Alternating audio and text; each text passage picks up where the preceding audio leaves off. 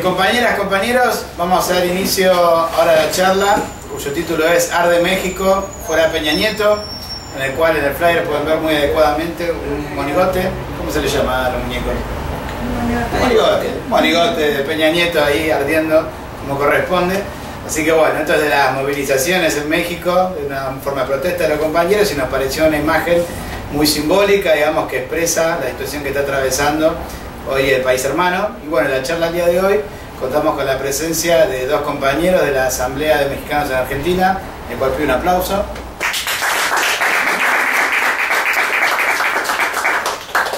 Bueno, y después Lucas y yo por la TPR. Y bueno, la idea más o menos sería que podamos tener un intercambio, un debate, dado que entendemos que en primer lugar lo que estamos atravesando en México hoy es una lucha política de envergadura, donde se cruzan orientaciones, se cruzan intereses, el narco, la política, el movimiento de lucha, y que tiene un impacto a nivel continental. O sea que también el mundo entero mira a Ayotzinapa y se siente interpelado por la lucha de los compañeros y se siente comprometido a adoptar posición frente a los debates políticos que hay hoy en curso en México.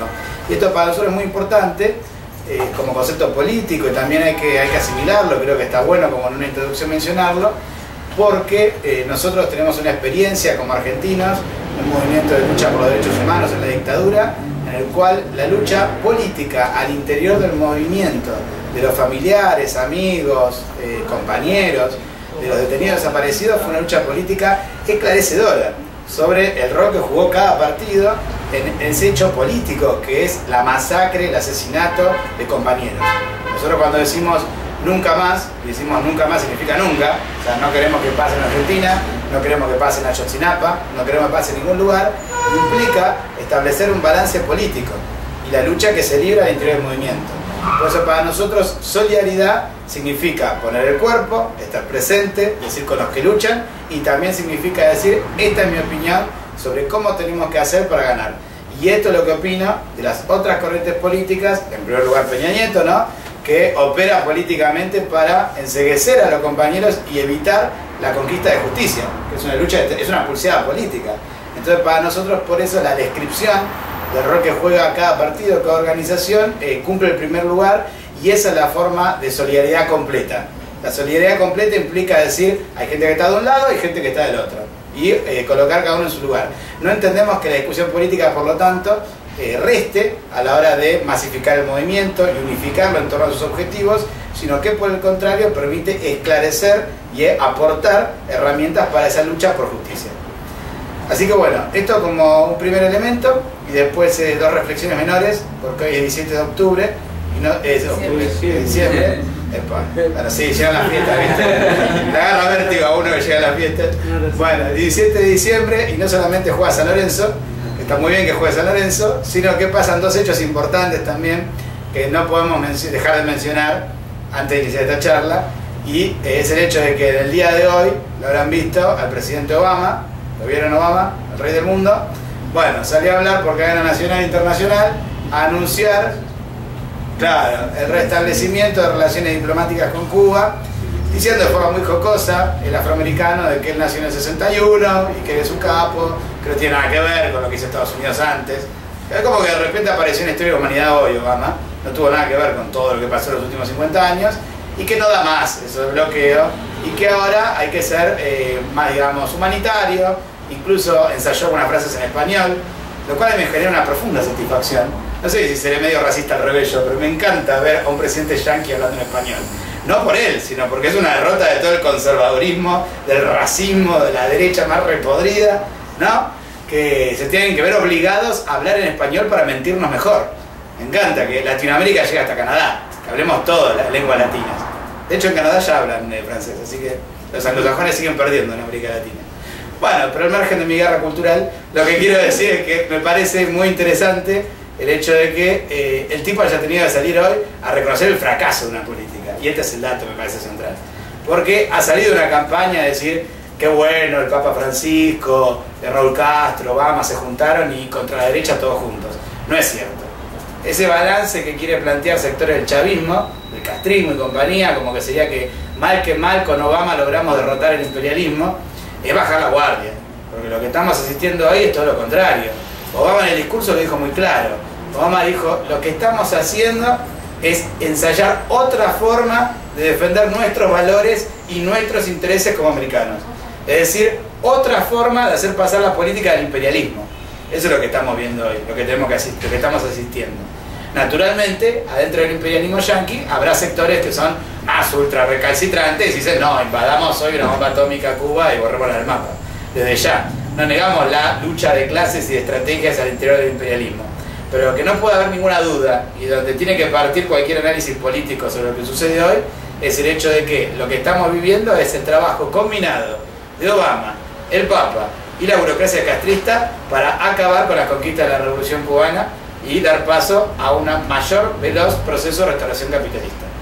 Y esto es como, digamos, lo esencial del análisis que tenemos que discutir, al margen de que desde ya nosotros, como revolucionarios, nos alegramos de que fracase la política de bloqueo sobre Cuba y que se acabe esa política de asfixia imperialista que desde el primer día de nuestras vidas, Obama, no como vos, nosotros sí combatimos. Desde que tenemos uso de la razón dijimos abajo bloqueo sobre Cuba, porque entendíamos que esa era la política de la reacción en toda la línea. Entonces, desde este lugar, como revolucionarios que luchamos contra ese bloqueo, es un momento de alegría, porque son 50 años en el cual fue derrotado el imperialismo yanqui, y esperamos que ahora el pueblo cubano y el pueblo norteamericano, es un error lo que acabo de decir, el pueblo estadounidense y toda Norteamérica y toda América Latina y toda América tengamos la capacidad política para ponernos a la altura de este nuevo desafío que implica esta tríada de restauración capitalista. No por nada liberaron los acuerdos previos que había para esto, era la liberación de Alan Gross, que es un agente de inteligencia norteamericano, y la liberación del principal dirigente de inteligencia yanqui en Cuba, que ni siquiera dijeron el nombre. O sea que el tipo es tan campo mafia que ni siquiera querían mencionar su nombre, ¿entiendes? Y la burocracia castrista forma parte de este acuerdo de liberarlos, y al mismo tiempo se liberan los 3 cubanos que quedaban presos luego de que los 2 ya habían cumplido condena, lo que eran los 5 presos cubanos. Es decir, que no es presentado ni es difundido como una derrota del imperialismo, sino por el contrario, la diplomacia cubana quiere presentarlo como una normalización de relaciones. Y por eso Obama planteó abiertamente que esto forma parte de la política para que en abril de 2015, en Ecuador no era, en Costa Rica, no, en Panamá se realiza la Cumbre de las Américas en abril de 2015, lo cual es una idea de poder presentar que hay buena vecindad en América Latina. Es la misma razón por la cual John Kerry, secretario de Estado, hace 2 días se presentó en Perú y en Colombia, haciendo gira por América Latina, diciendo que quería frenar el malestar por las drogas y por el tráfico de armas. Algo que realmente es una hipocresía total, porque el principal malestar son ellos. Si cuando discutimos justamente el narcotráfico en México, todos los senderos de la ruta de todo, de armas, narco y demás, van y vienen a Estados Unidos. Es así. Entonces, tiene que quedar claro la responsabilidad que él no es un hermano mayor que nos viene a cuidar a los latinos que no sabemos lidiar con nuestros problemas. De hecho, en esa misma línea se inscribe el proceso de paz en Colombia, totalmente tutelado por el imperialismo y cuyo objetivo es la regimentación de toda América Latina. Nada que ver con ninguna paz para Colombia, ni nada que se le parezca. Paz para Colombia significa fuera del imperialismo. Conforme el imperialismo está dentro de Colombia, está dentro de América Latina, no va a haber ninguna paz para los pueblos, para nuestros pueblos. Entonces, también esta charla latinoamericana parte también, creo, de esta introducción, que están invitados los compañeros también si quieren hacer alguna reflexión sobre el punto, porque el Estado fracasado de México, este Estado fallido, este concepto burgués, en el cual habría que armar un nuevo Estado que no sea fallido y que por lo tanto cumpla su objetivo, en realidad forma parte de las artimañas de Estados Unidos para tapar sus propios intereses en la región. Y este es el punto. Son los propios intereses del imperialismo los que están en juego. Por algo vienen a hacer esta política y por algo la Cumbre de las Américas en 2015 con Cuba adentro. Cuba adentro significa se termina Cuba afuera, es decir, significa se termina el desafío geopolítico al imperialismo y ahí inicia una nueva etapa de colaboración con Cuba semicolonia.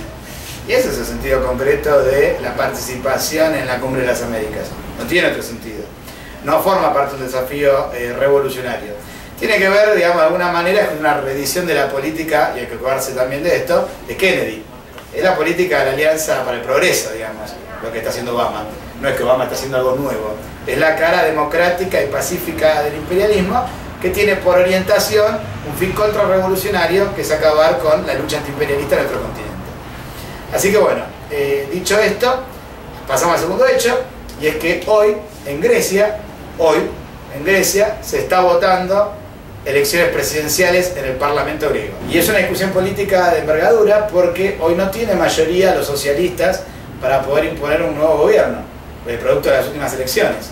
Ha ido el canciller francés a decir: queremos que gane la socialdemocracia, o sea, yendo a defender la austeridad, el ajuste, la política de la troika del Banco Mundial, es decir, la política del ajuste antipopular en toda la línea. Los socialistas, otrora opositores a los conservadores, a los populares, diciendo: nosotros no vamos a aplicar el ajuste, ya hoy en Grecia, luego de la actitud desastrosa del PASOK, que ha sido el agente fundamental de la política de ajuste contra los trabajadores griegos, están saliendo a operar políticamente para ratificar su control del proceso político griego. Y la última rechazo que ha establecido el gobierno socialdemócrata a la política de ajuste no implica ningún viraje de ningún tipo, como dicen algunos sectores de la prensa, sino que por el contrario es mero cálculo electoral. O sea, los socialistas saben que si siguen con la que van a la autodestrucción total y que no hay ninguna elección que puedan seguir ganando. Entonces nosotros no confundimos un repliegue con un viraje. Lo que están haciendo es agazaparse para, pasadas las elecciones, clavar nuevamente la política de ajuste. Entonces esto parece como el debate fundamental, por lo cual nosotros como revolucionarios apostamos a la derrota del proceso reeleccionista del PASOK. Esperamos con todo nuestro corazón que nadie le dé los votos y que pierdan los socialistas en Grecia y que se vaya a elecciones anticipadas, que es lo que se necesita. Porque si Syriza va a elecciones, conquista la presidencia sin ir a las elecciones, significa que conquista la presidencia de la mano de los socialistas. Y esa es la política que se ha trazado el imperialismo por medio de su vocero principal, que es el Financial Times, del imperialismo inglés, y lo mismo ha hecho la prensa alemana. Apuestan a un gobierno de coalición socialista-PIE, o sea, los amigos del castrismo y del chavismo en Europa. Y eso significa una política de aborto de la política revolucionaria, es decir, del proceso de lucha de la clase obrera contra el ajuste. Implica la conformación de gobiernos de colaboración de clases, frentes populares en el sentido clásico del término, entre partidos burgueses y obreros. Nosotros lo rechazamos por completo. El Partido Socialista no se presenta como un partido de la clase obrera europea, sino como un partido del capital financiero, del imperialismo incluso. O sea, la reacción en toda la línea. Eso es lo que ha quedado hoy el Partido Socialista. Y esto se verifica tanto en Portugal, como en Valencia, en España, como se va a verificar ahora en Turingia, en Alemania, que el 5 de diciembre se ha conformado por primera vez de la caída del muro, se cumplen 25 años, por primera vez de la caída del muro, un gobierno de coalición izquierdista, constituido entre el SPD, los socialistas, el Die Linke, que es para la izquierda, el partido del PIE, de Podemos y Syriza en Alemania, y los verdes. Es decir, un gobierno de coalición que se reclama social y no de izquierda. Social y no de izquierda, literalmente lo han dicho. Porque el problema es frenar a la derecha. No estamos de acuerdo. El problema no es frenar a la derecha, el problema es llevar una política que no defraude los intereses populares. Y eso es la responsabilidad de un partido que se proclama contra la casta, como Podemos, que se proclama contra el memorándum, como Syriza, es decir, de la izquierda, que dice: acá venimos a hacer algo distinto. Si venimos a hacer algo distinto, no somos colectora del PSOE, no somos colectora de los socialistas. Si venimos a hacer algo distinto, no hacemos coalición con los mismos que aplicaron el ajuste. Y sobre todo no repetimos la fórmula fracasada de coalición que ya pasó en España. Y después dicen: no, venimos no a frenar el ajuste, sino a no ser tan drástico. Fue lo mismo que dijo Rena Durú, ¿no? Durú, perdón. Rena Durú en Ática, que dijo, le dicen al balance de su gestión, dijo: che, ¿y vos qué opinás? ¿Lograste transformar algo? El gobierno de la izquierda, Syriza gobierna. ¿Transformaste algo para los trabajadores en Grecia? Dijo: no, bueno, yo no prometí que iba a cambiar todo. Yo lo que dije es que no iba a haber tanto ajuste. Y bueno, no hay tanto ajuste. Ajuste moderado. ¿Se entiende? Bueno, lógico. Si vos no tenés una política de confiscar a la banca, atacar, afectar intereses y romper con el imperialismo, bueno, difícilmente puedas transformar algo en cualquier país del mundo. Entonces estamos asistiendo a ese proceso. Y por eso, en segundo lugar, queremos establecer una delimitación, porque en el día de hoy el Partido Obrero, por medio de comunicado, Jorge Altamira, ha salido a decir públicamente, y este es el balance de su nota, que hay que desempolvar los viejos libros, los viejos manuales de política revolucionaria y intervenir planteando un gobierno, una unidad entre Syriza, el KKE y los sindicatos. Y ese es el planteo que se le iba a decir Altamira. Lo cual es muy gracioso, prácticamente cínico, porque de hecho nosotros veníamos planteando esta discusión hace rato con el compañero del PO, por medio de múltiples publicaciones, en las cuales en el caso griego desde el día 1, Syriza ha planteado claramente que va a estar en el marco de la Unión Europea. Eso es una fuerza proimperialista. Entonces, la posibilidad de un gobierno de coalición en ruptura con la Unión Europea está condicionado a ese desarrollo. Y el balance del 2002 para acá, Altamira lo plantea como un péndulo entre el bolchevismo y la conciliación con la Unión Europea. No hay ningún péndulo. Lo que hay es un derrotero directo hasta la derecha, en el cual han operado sistemáticamente para aplastar a la izquierda de Syriza, en el cual han rechazado cualquier colaboración con Antarsía, en el cual han vaciado las calles de movilización. Es decir, un derrotero en el cual claramente han apostado a ser una fuerza del capital.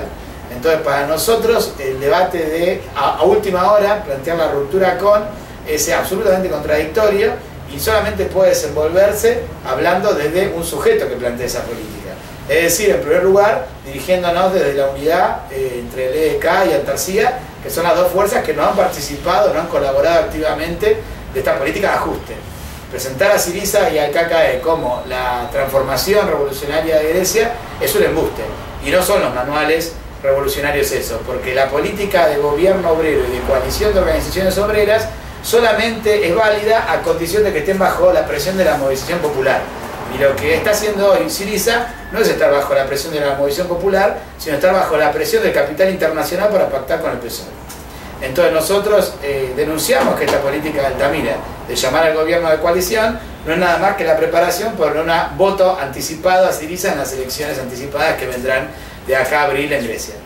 Entonces, en este sentido, y para terminar la introducción, compañeros, nosotros llamamos por el contrario a la unidad de los que luchan, no a los que pactan con el capital, y a su vez sí, le decimos a Syriza y a los que confían en Syriza, ningún pacto con el PSOE, ningún pacto con el PASOK, ningún pacto con los socialistas, por la ruptura inmediata de cualquier acuerdo con cualquiera de los partidos en nombre de la lucha contra ellos, lograron el apoyo popular.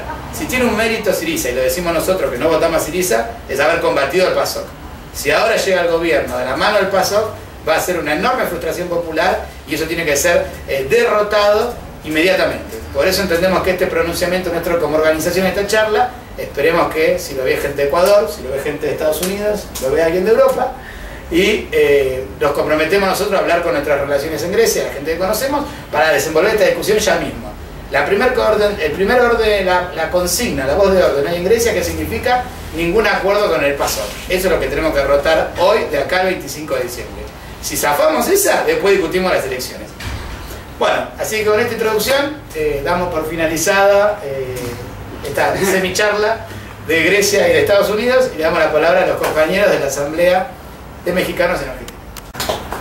Yo, antes de hacer como la introducción al tema México, me gustaría, a propósito de lo que estabas diciendo, introducir una brevísima reflexión que traigo en la cabeza hace unos días, porque he participado de varios foros en Buenos Aires, alrededor de un montón de temáticas políticas contemporáneas, y pues me doy cuenta que, si bien es por diversas razones de índole como identitario, histórico, lingüístico y demás, tendemos a unir la lucha latinoamericana entre México y Argentina, y hay muchas luchas hermanas en Estados Unidos que no estamos saludando tan frecuentemente como deberíamos, me parece. O sea, fácilmente le abrimos fuego al imperialismo yanqui, nos viene muy en la sangre hacerlo y nos viene muy fácil, tenemos mucha información a la mano para hacerlo, pero hay un montón de luchas hermanas en Estados Unidos que también tenemos que apoyar y que abrazar en toda esta reflexión. O sea, todo antes de... Ferguson. Sí, okay. Hubo una bandera en Estados Unidos que era Ferguchinapa, ¿no? Así como que estaba empezar a hermanar las luchas. Bueno, para hablarlo de México, primero decir esto que estábamos charlando hace un ratito, que el caso Ayotzinapa no es un hecho aislado y que no se puede entender de otra forma, ¿no? Así como no se puede desaparecer gente por arte de magia, sino hay todo un contexto que facilita esto y lo va incrementando cada vez más, ¿no? Entonces, si no vemos el contexto mexicano en su conjunto de los últimos años, es muy difícil comprender lo que pasó, porque incluso comprendiéndolo es muy difícil comprender lo que pasó, ¿no? Así como qué pasa por la mente de gente para desaparecer 43 estudiantes de esa forma tan atroz, ¿no? Y bueno, el Estado mexicano, el priismo se ha caracterizado a lo largo de su historia y sobre todo en la segunda mitad del siglo XX por ejercer un fuerte terrorismo de Estado y una violencia contra la población que se empezaba a hacer insurrecta contra ellos, ¿no? La masacre del 68 de estudiantes en Tlatelolco es un caso como histórico y paradigmático, y todos ahorita que vamos a Ayotzinapa nos vamos atrás. En el 71 la masacre de Corpus Christi, hubo otra masacre fuerte de estudiantes. En los 70 hubo una guerra sucia contra todos los movimientos armados que empezaron a surgir, sobre todo en Guerrero y sobre todo por gente de Ayotzinapa, ¿no?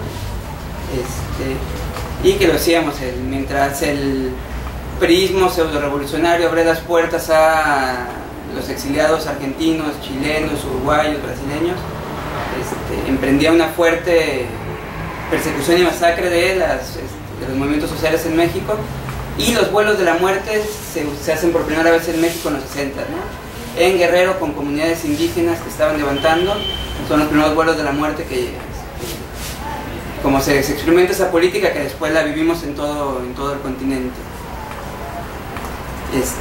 Y bueno, además de esta tradición histórica del priismo de ser un gobierno autoritario, en el 2006, bajo el gobierno del PAN, se empezó esta mal llamada guerra contra el narco, que lo que hace básicamente es militarizar el país. Felipe Calderón, que en este momento llega al poder mediante un fraude electoral muy burdo y evidente, ganó con el 0.56% de los votos, y se negaron a abrir las casillas, a recontar los votos, y además con una guerra mediática muy fuerte contra el candidato de izquierda en ese entonces, que era López Obrador, ¿no? Y bueno, Calderón, para legitimar su gobierno, su primera acción es impulsar el operativo Conjunto Michoacán, que fue militarizar Michoacán, que era la provincia de donde viene él. Bueno, en México decimos estados, pero para que se entienda, acá provincia. Y empezó todo este proceso de militarización del país. Nosotros decimos que es una mal llamada guerra contra el narco porque el vínculo del Estado con el narco es histórico, por eso se habla del narcoestado, y que forma parte de un narcocapitalismo, ¿no? En ese sentido. Y este vínculo con el narco lo que hizo Calderón fue sectores del Estado vinculados a sectores del narco, implementar la guerra contra otros sectores del Estado, contra otros sectores del narco, ¿no? Entonces fue también muy burda la estrategia en el sentido de beneficiar al cártel de Sinaloa, que en ese momento sigue siendo el cártel más fuerte, ¿no? Y hubo 0 detenciones durante el gobierno de Calderón del cártel de Sinaloa, y sí le pegaron algunas otras estructuras. Entonces, bueno, esta política de narcoestado es una guerra frontal contra la población, sobre todo contra la población de las zonas más marginadas del país, en las zonas rurales y en las zonas periféricas urbanas, ¿no? Para la gente de las zonas rurales y sobre todo para los jóvenes de zonas rurales, las opciones son: o te metes al narco o te vas a Estados Unidos de mojado, ¿no? O sea, ya se ha borrado la opción de sobrevivir en las comunidades rurales, sobre todo a partir del Tratado de Libre Comercio en 1994, que también no se puede entender todo esto sin la firma del Tratado de Libre Comercio, que por cierto hoy se cumplen años. El 17 de diciembre del 92 fue cuando se hace la firma, y entra en vigor el 1 de diciembre del 94, ¿no? Que bueno, además fue el primer experimento fuerte de Estados Unidos para hacer tratados de esa escala en Latinoamérica, que acá no pasó, pero bueno, nosotros estamos de lleno metidos. Entonces el neoliberalismo ha empobrecido sistemáticamente a las poblaciones rurales y periféricas. También los feminicidios de Juárez no se pueden entender sin el proceso de las maquiladoras que se instalaron y del narcotráfico instalado ahí, ¿no? Todo vinculado al Tratado de Libre Comercio. Y bueno, desde que empezó esta guerra contra el narco, ha habido 120,000 personas asesinadas en hechos de extrema violencia, que extrema violencia es con decapitados, desmembrados, con algo que hay una antropóloga mexicana, Rosana Reguillo, que dice la caligrafía de la violencia, ¿no?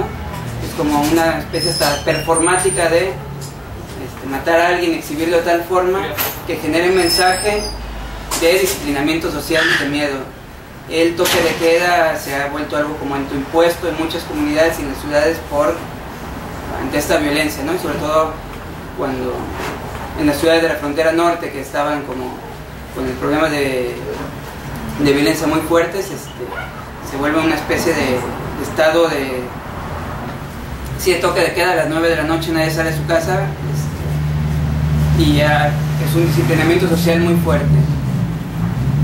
Y bueno, han venido viendo una historia de masacre tras masacre, y tristemente tienen que desaparecer 43 estudiantes para que se genere una reacción, ¿no? Estaba el pueblo mexicano adormecido, no había algo que lo sacara, lo movilizara a la calle, y este hecho de Ayotzinapa lo movilizó. Es un precio muy alto que pagar, ¿no? Que tengan que desaparecer 43 estudiantes para que se genere una reacción, no solo a nivel mexicano, sino a nivel mundial, ¿no? Que decirlo, esta lucha y esta guerra contra la población mexicana estaba invisibilizada. De repente en los medios tocaban muy amarillistamente: el narco en México está matando gente, ¿no? Y bueno, es el Estado mexicano junto con el narco que está matando gente, y que no lo estábamos, no estaba en la agenda pública a nivel mundial como lo está ahora, y bueno, hay que aprovechar también esta coyuntura para generar procesos que apunten hacia otro lado. Y bueno, a partir de la desaparición de los 43 estudiantes, bueno, ahorita ya hace un par de semanas que se encontraron los restos de los... Bueno, hace 2 semanas se encontraron los restos de uno de ellos, Alexander Mora Valencia. El equipo argentino de antropología forense, que es el que para los familiares y estudiantes de Ayotzinapa es el único que tiene credibilidad y legitimidad para poder llevar a cabo las investigaciones, ya dijo que sí corresponde el ADN con el cuerpo. Lo que dijeron es que ellos no estuvieron en el hallazgo cuando encontraron es un pedacito de hueso y algo de ceniza, entonces que no pueden dar cuenta de que sea la versión oficial, ¿no? La versión oficial que ha manejado el gobierno mexicano y que ha tratado de, no sé qué es lo que canta el embajador Trenti cada que puede, ¿no? Que Ayotzinapa es un caso aislado, que fue una alcaldía que estaba como en contubernio con un cartel de la droga, en este caso Guerreros Unidos, los que accionaron de manera aislada, y que no fue un crimen de Estado porque es un pedacito chiquito del Estado, ¿no? O sea, no es como el Estado en su conjunto el que lo hizo. Y que además no se habían visto involucradas otras fuerzas como el Ejército y la Policía Federal, ¿no? Los estudiantes llegaron a Iguala el 26 de septiembre, fueron interceptados por la policía, fueron atacados a balazos, murieron 3 estudiantes y 3 personas que iban pasando por ahí. Los policías le dispararon a todo lo que parecía estudiantes, dispararon a un colectivo de chicos de un equipo de fútbol de la 4ª división que acaban de jugar un partido, iban de regreso y eran chavitos en un camión y hay que dispararles, ¿no? Ahí murió uno de los pibes y murió el chofer,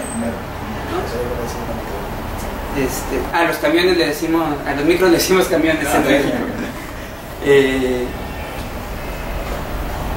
Y además ejerció una violencia, para mí el rostro desollado de Julio César, ¿no? Este chico que desapareció el primer día, que amaneció desollado al día siguiente, es como el rostro de México, en ese sentido de lo que está pasando con la población mexicana, es ese rostro, ¿no?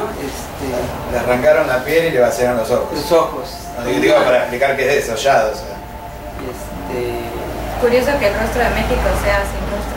Sí, que el rostro de México ahora sea un rostro sin rostro, ¿no? Así como un rostro arrancado por por este narcoestado. Y bueno, después fueron detenidos por los policías, y la versión oficial es que los policías los entregaron a sicarios de este cártel de Guerreros Unidos, y que los mataron, los quemaron en un basurero y dejaron las cenizas en el río para no dejar rastro, ¿no? Hace un par de días era una investigación periodística en la que daba cuenta que la Policía Federal y el Ejército habían estado monitoreando a los estudiantes desde que salieron de la normal rumbo a Iguala, que son 200 kilómetros, es un viaje largo. La revista Proceso. La revista Proceso, que es un semanario que históricamente ha sido crítico. Sí, bastante crítico, y además como durante la etapa de mayor censura del peronismo en los 70s era como la única fuente crítica. Y bueno, entonces se dice que esta nota dice hay comunicados que van saliendo, ya van para tal lado, o sea, entonces que hubo un seguimiento de los chicos. Al mismo tiempo, los padres de familia dicen que la balacera fue a 100 metros de un batallón del ejército que está ahí en Iguala, ¿no? Entonces, se oyen los balazos, se oye todo. Los soldados, después de que terminó todo esto y que se llevaron detenidos a los chicos, salieron y prohibieron, o sea, trataron de impedir que se les diera atención médica a los heridos, y sobre todo amedrentando a los estudiantes que estaban tratando de buscar algún tipo de ayuda, ¿no? A los médicos, ¿no? Porque ahí el ejército los amenazaban. Creo que al hospital fueron y desalojaron, ¿no? Y de hecho, absurdo, porque ¿qué delito hay ahí que no te dejan trabajar como médico? Y acaban de correr de la Secretaría de Seguridad, de la Secretaría de Salud, a una doctora que fue la que atendió a los dos heridos de más gravedad, la acaban de correr del hospital hace una semana, ¿no? Y que había recibido amenazas de muerte por atender a 2 chicos que habían sido heridos en ese momento. Entonces, pues bueno, es una... Pero esto no es algo ajeno, o sea, es algo que pasa tristemente en todo el país, no solo pasó en Iguala, pasa en todos los lugares. Desde hace rato todos los mexicanos nos atraviesa, todos tenemos algún familiar, algún amigo que está desaparecido, que ha sido asesinado en este proceso, y todos teníamos, o sea, había un miedo colectivo y también una naturalización de la violencia, ¿no? Como que de repente se va haciendo cotidiano y bueno, hay que seguir, la vida sigue, entonces seguimos. Y bueno, ahora lo de Ayotzinapa es un corte de inflexión, o sea, como que es algo que no hay un antes y un después, o sea, no pueden seguir las cosas igual. Hay una movilización que no se había visto mucho tiempo, hay una rabia contenida de gente que, pues sí, que se había visto violentada a lo largo de los años y que ahora está saliendo a la calle. Esta consigna de nos quitaron tanto que nos quitaron el miedo, ¿no? Y que ha salido al principio, se está peleando, bueno, se está haciendo esta demanda de la aparición con vida de los compañeros, y además está ya articulando esta consigna de Fuera Peña, que tampoco es nueva porque desde el 2012, desde antes de que Tomara Peña asumiera la presidencia, la movilización estudiantil del 18 de territorios también gritaba Fuera Peña, ¿no? Y el 1 de diciembre del 2012 hubo una gran movilización, una gran represión, fue como el acto inaugural del gobierno de Peña Nieto, reprimir a los estudiantes que estaban peleando porque no se imponga un presidente que también había llegado por vía del fraude electoral.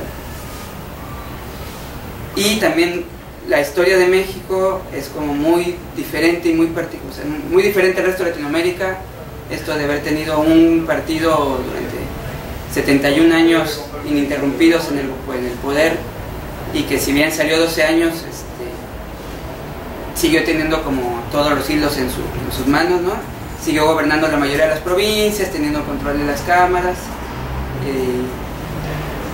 y hace que también tengamos una visión muy distinta a la alternativa político-partidaria, ¿no? Que al ratito podemos charlar más de esto. El priismo no nació como un partido, de Estado, no nació como para contender en elecciones o hacer cosas, nació como un partido de Estado para acompañar al presidente, con un pacto de cada 6 años cambia el monito que está en la presidencia, ¿no? No tuvimos una dictadura en el sentido formal, ¿no? Hubo elecciones, hubo estos hechos que decía como de represión, estaban focalizados en ciertas zonas, o sea, como no hubo el mismo panorama que acá, pero al mismo tiempo el PRIismo logró construir algo que creo que el peronismo no logró construir acá, que es como una naturalización social. Yo digo que todos tenemos un pequeño priista adentro que está ahí, ¿no? O sea, todos fuimos formados en este sistema por generaciones y que está ahí. Y este pequeño priista es hace que sea como difícil, o sea, uno nunca puede ver algo fuera del PRI, ¿no? Pero bueno, se están construyendo un montón de alternativas, un montón de procesos, hay un montón de cambios. Y bueno, esta cultura que fue construyendo el PRI es la cultura de la impunidad y la corrupción. Estos 120.000 muertos que decía hace rato, hay 93% de estos casos son impunes, de los 40.000 desaparecidos todos los casos son impunes. Entonces, esta impunidad reina todo el tiempo. Hoy acaban de exonerar al hermano de Carlos Salinas, que fue nuestro Menem, en enriquecimiento ilícito. Hay una continua impunidad de la clase política, de la clase gobernante, para no decir de clase política, ¿no?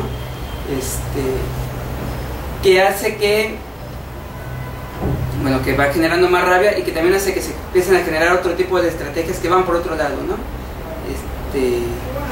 Y sin la impunidad no hubiera pasado todo lo que está pasando, no hubiera pasado lo de Ayotzinapa.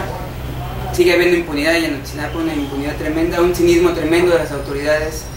El procurador cuando dice ya me cansé, ¿no? Así como hubo una rueda de prensa, el procurador general de República, que es como sería el secretario de Seguridad Pública más o menos,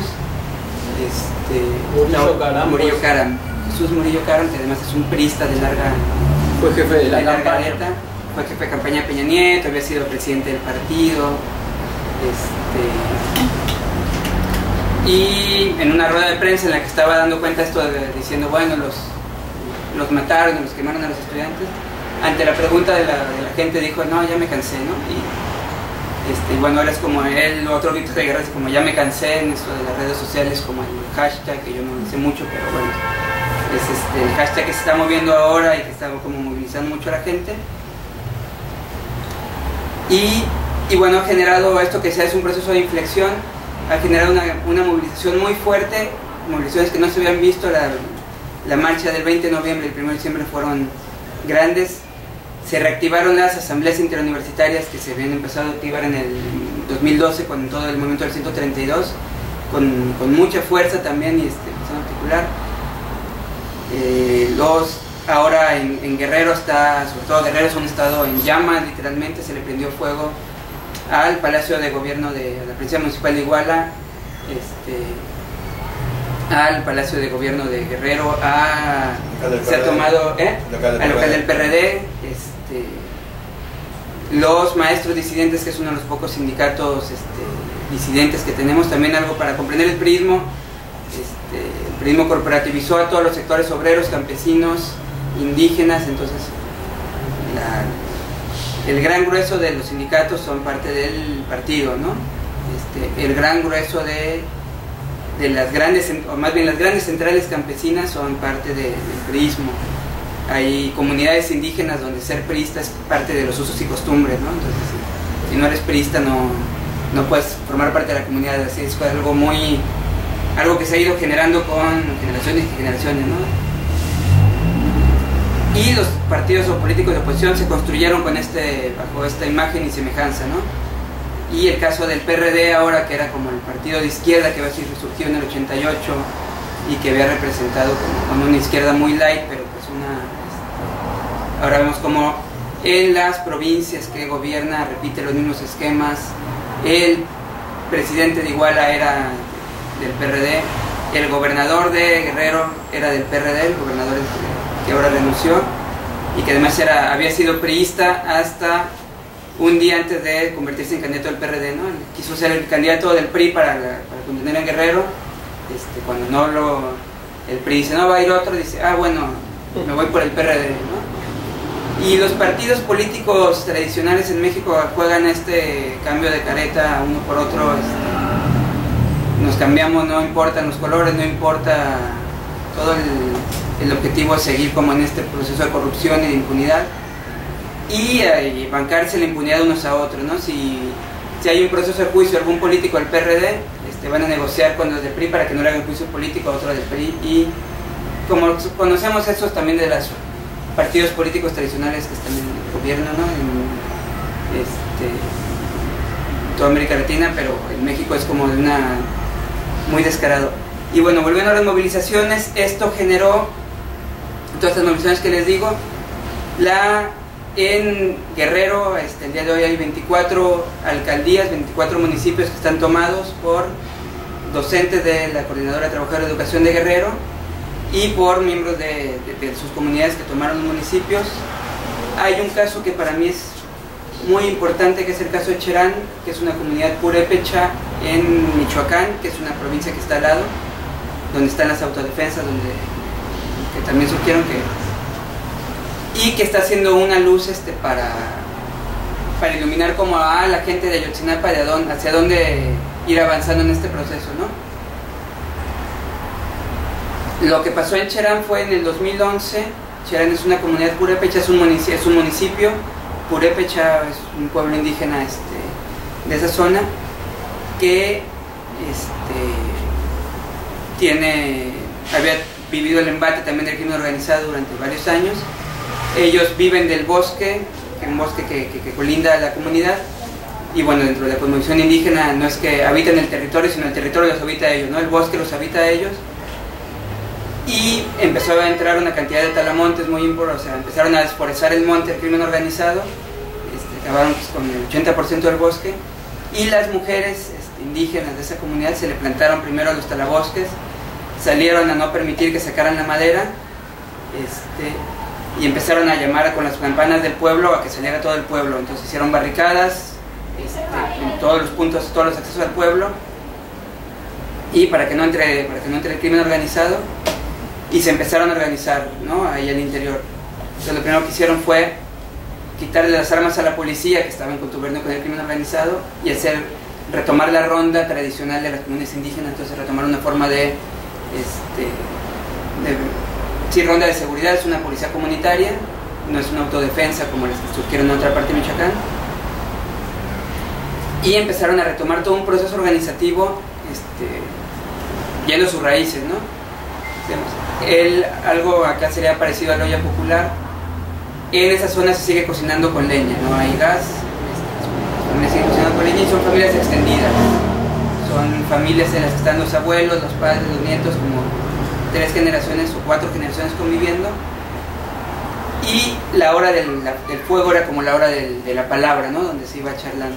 Entonces sacaron estas fogatas afuera, a las calles, hay 180 fogatas, donde se cocina afuera, donde se empieza a dialogar sobre todos los procesos, donde intervienen todos, y empezaron a retomar una forma de organización de nombrar cada fogata, nombrar un representante por región, cada región del pueblo, y nombrando representantes, gente que tenga trabajo comunitario, o sea, como una experiencia de trabajo comunitario importante dentro de la tradición indígena. Y empezaron a retomar estos principios del zapatismo de mandar obedeciendo, de mandar obedeciendo, ¿no? Entonces y de organización que surgió en los municipios autónomos zapatistas, y corrieron al presidente municipal, a los partidos políticos. En el 2012 prohibieron que hubiera elecciones ahí, ¿no? Se ampararon para que no pudiera entrar la autoridad electoral a hacer las elecciones, como diciendo: queremos seguir gobernándonos con nuestra forma tradicional de gobierno. Y lo más importante, demandaron al Estado para que se les asignara los recursos que como municipio tienen, ¿no? Y hace un par de meses ganaron esta demanda, lo cual es como un paso muy importante. Se ampararon como en convenios internacionales que había firmado México, entonces que se supone que tienen un mismo nivel que la Constitución en algún sentido. Entonces la Constitución permitía como que algunos pueblos se gobernaran de acuerdo a sus costumbres. Entonces dijeron: bueno, somos un municipio, nos queremos gobernar de acuerdo a sus costumbres, tenemos los recursos municipales y podemos empezar a hacer un proceso diferente. Hay un proceso de autogestión muy importante para reforestar el bosque, para todas las labores de siembra, agricultura y todo, retomando como el sentido más comunitario de las relaciones campesinas e indígenas en México, que es algo que nos cruza además esto de la comunalidad muy fuerte, que atraviesa incluso sectores urbanos, ¿no? Retomándolo. Y para mí siempre Cherán es como una luz en el horizonte entre toda la oscuridad que fue todo este proceso de guerra. Y ahora la gente en Guerrero y los de Ayotzinapa están empezando a ver cómo replica en este caso para los 24 municipios que están tomados en Guerrero, ¿no? Entonces se está convirtiendo en una forma de organización, y bueno, que está todavía en una escala muy local. Todavía no sabemos esta movilización hacia dónde va, se está aprendiendo, no sabemos cómo se va a articular desde las ciudades, cómo se va a empezar cómo se vincula esto con la asamblea interuniversitaria, ¿no? Con las asambleas que están surgiendo en las ciudades, cómo se puede empezar a retomar este caso. Es un proceso que está en plena efervescencia, en plena construcción, y bueno, a pesar de lo duro de la realidad, creo que por primera vez hay una esperanza de transformar este sistema. Entonces el grito de Peña, de Fuera Peña, no puede quedarse solo en Fuera Peña, ¿no? Porque si cae Peña es una figurita de un sistema instaurado y arraigado muy fuerte. Hay que cambiar el sistema político nacional, no sabemos cómo, ¿no? Ahí hay que ir oyendo voces, hay que empezar a aprender experiencias. El zapatismo tiene algo que decir en ese sentido. Y bueno, estamos en este proceso, y por lo pronto pues seguir desde Argentina y de todos los espacios tratando de difundir lo que está pasando, de aprender de lo que está haciendo en otros países, y bueno, también agradecer el espacio, ¿no?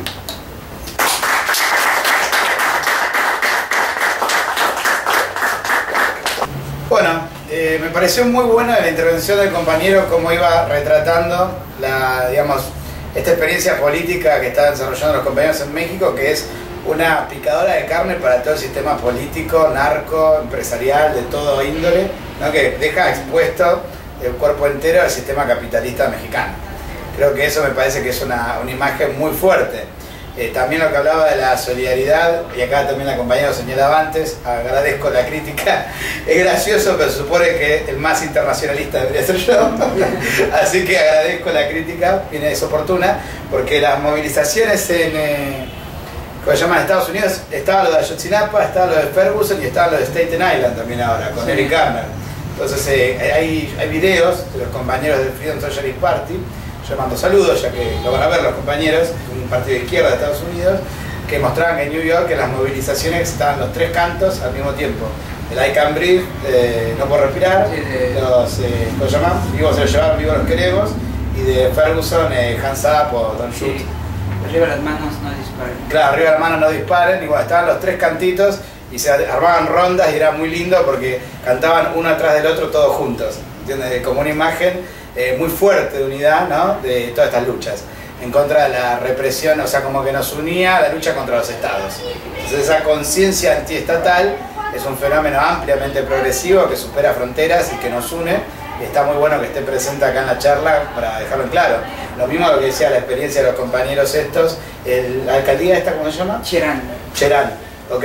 No conocía el caso particular, conocía las otras, pero bueno, este ejemplo está buenísimo porque muestra también cómo se va corroyendo por la base el Estado, que es un proceso que le lastima al Estado. O sea, ahí hay un cuestionamiento político que no es para nada superficial, porque cuando dicen acá gobernamos nosotros, diluimos el municipio,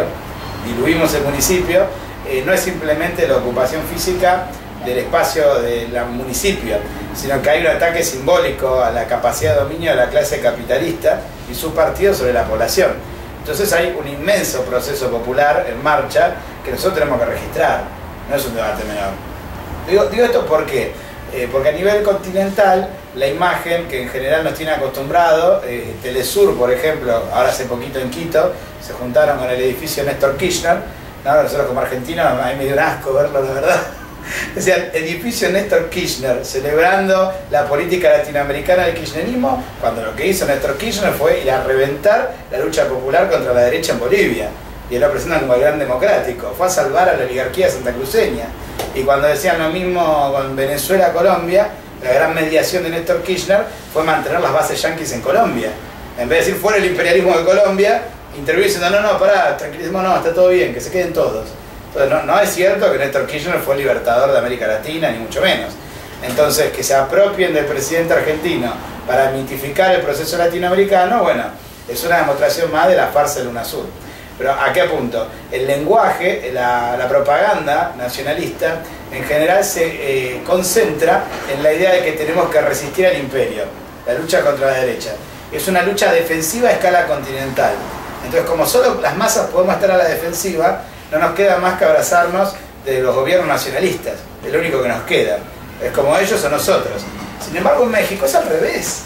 En México alumbra un proceso popular realmente genuino, callejero, donde quien está arrinconado es la derecha en el Palacio de Gobierno. Es una imagen que contrasta con toda América Latina. No es, nos está haciendo el golpe el imperialismo. No, acá está el pueblo en la calle planteándose echar al gobierno de la derecha. Entonces yo pienso que es un proceso político fenomenal el mexicano, porque contrasta, va a contrapelo con toda la propaganda nacionalista en el continente. Y esa idea de que es, por eso cuando decían el que se vayan todos, como decían en Argentina, esa idea de que en México está el argentinazo, bueno, es una oportunidad inmensa para los pueblos de América Latina, para pensar el proceso político, dónde estamos y cuál es la orientación y cuál es el centro de la situación política hoy a nivel continental. Entonces México creo que marca un camino distinto, y es un camino que nosotros tenemos que saber apreciar y que está en movimiento y tiene que interpelarnos, tiene que hacernos ver que la revolución, el argentinazo, el protagonismo popular en las calles es el presente histórico del continente. No es cierto que eso es algo que pasó hace 10 años y bueno, después vino un gobierno nacionalista y ahora viene la derecha. Acá en Argentina estamos pensando que viene Massa, que viene Macri, ¿no? Como que viene Menem. O que viene Scioli. O que viene Scioli, claro. Scioli que fue funcionario menemista. Entonces, claro, viene la derecha. Entonces pareciera como que estamos volviendo en el ciclo histórico, ¿no? Bueno, México muestra que no. México muestra el presente de la iniciativa popular, volteando nuestro gobierno de derecha y volteando al PRD. Volteando el PRD. Que estén volteando el PRD es hermoso. Es hermoso, porque no es simplemente echar a la derecha. Estamos echando a la izquierda burguesa, como decía acá el compañero, a la que era la variante de recambio. Entonces, es un proceso de envergadura. En este sentido, por ejemplo, es importante marcar la lucha política que se está librando al interior del propio movimiento popular y la campaña que ha marcado la derecha, porque acá el compañero lo dijo, quiero agregar algunos elementos sobre el punto para ver lo pérfido que es la campaña. Lo que están queriendo colocar hoy la gente de Peña Nieto es que esto fue un problema local y sobre todo que fue un problema con los narcos. Incluso hasta hay versiones que son peores, ni siquiera que el PRD estaba con los narcos.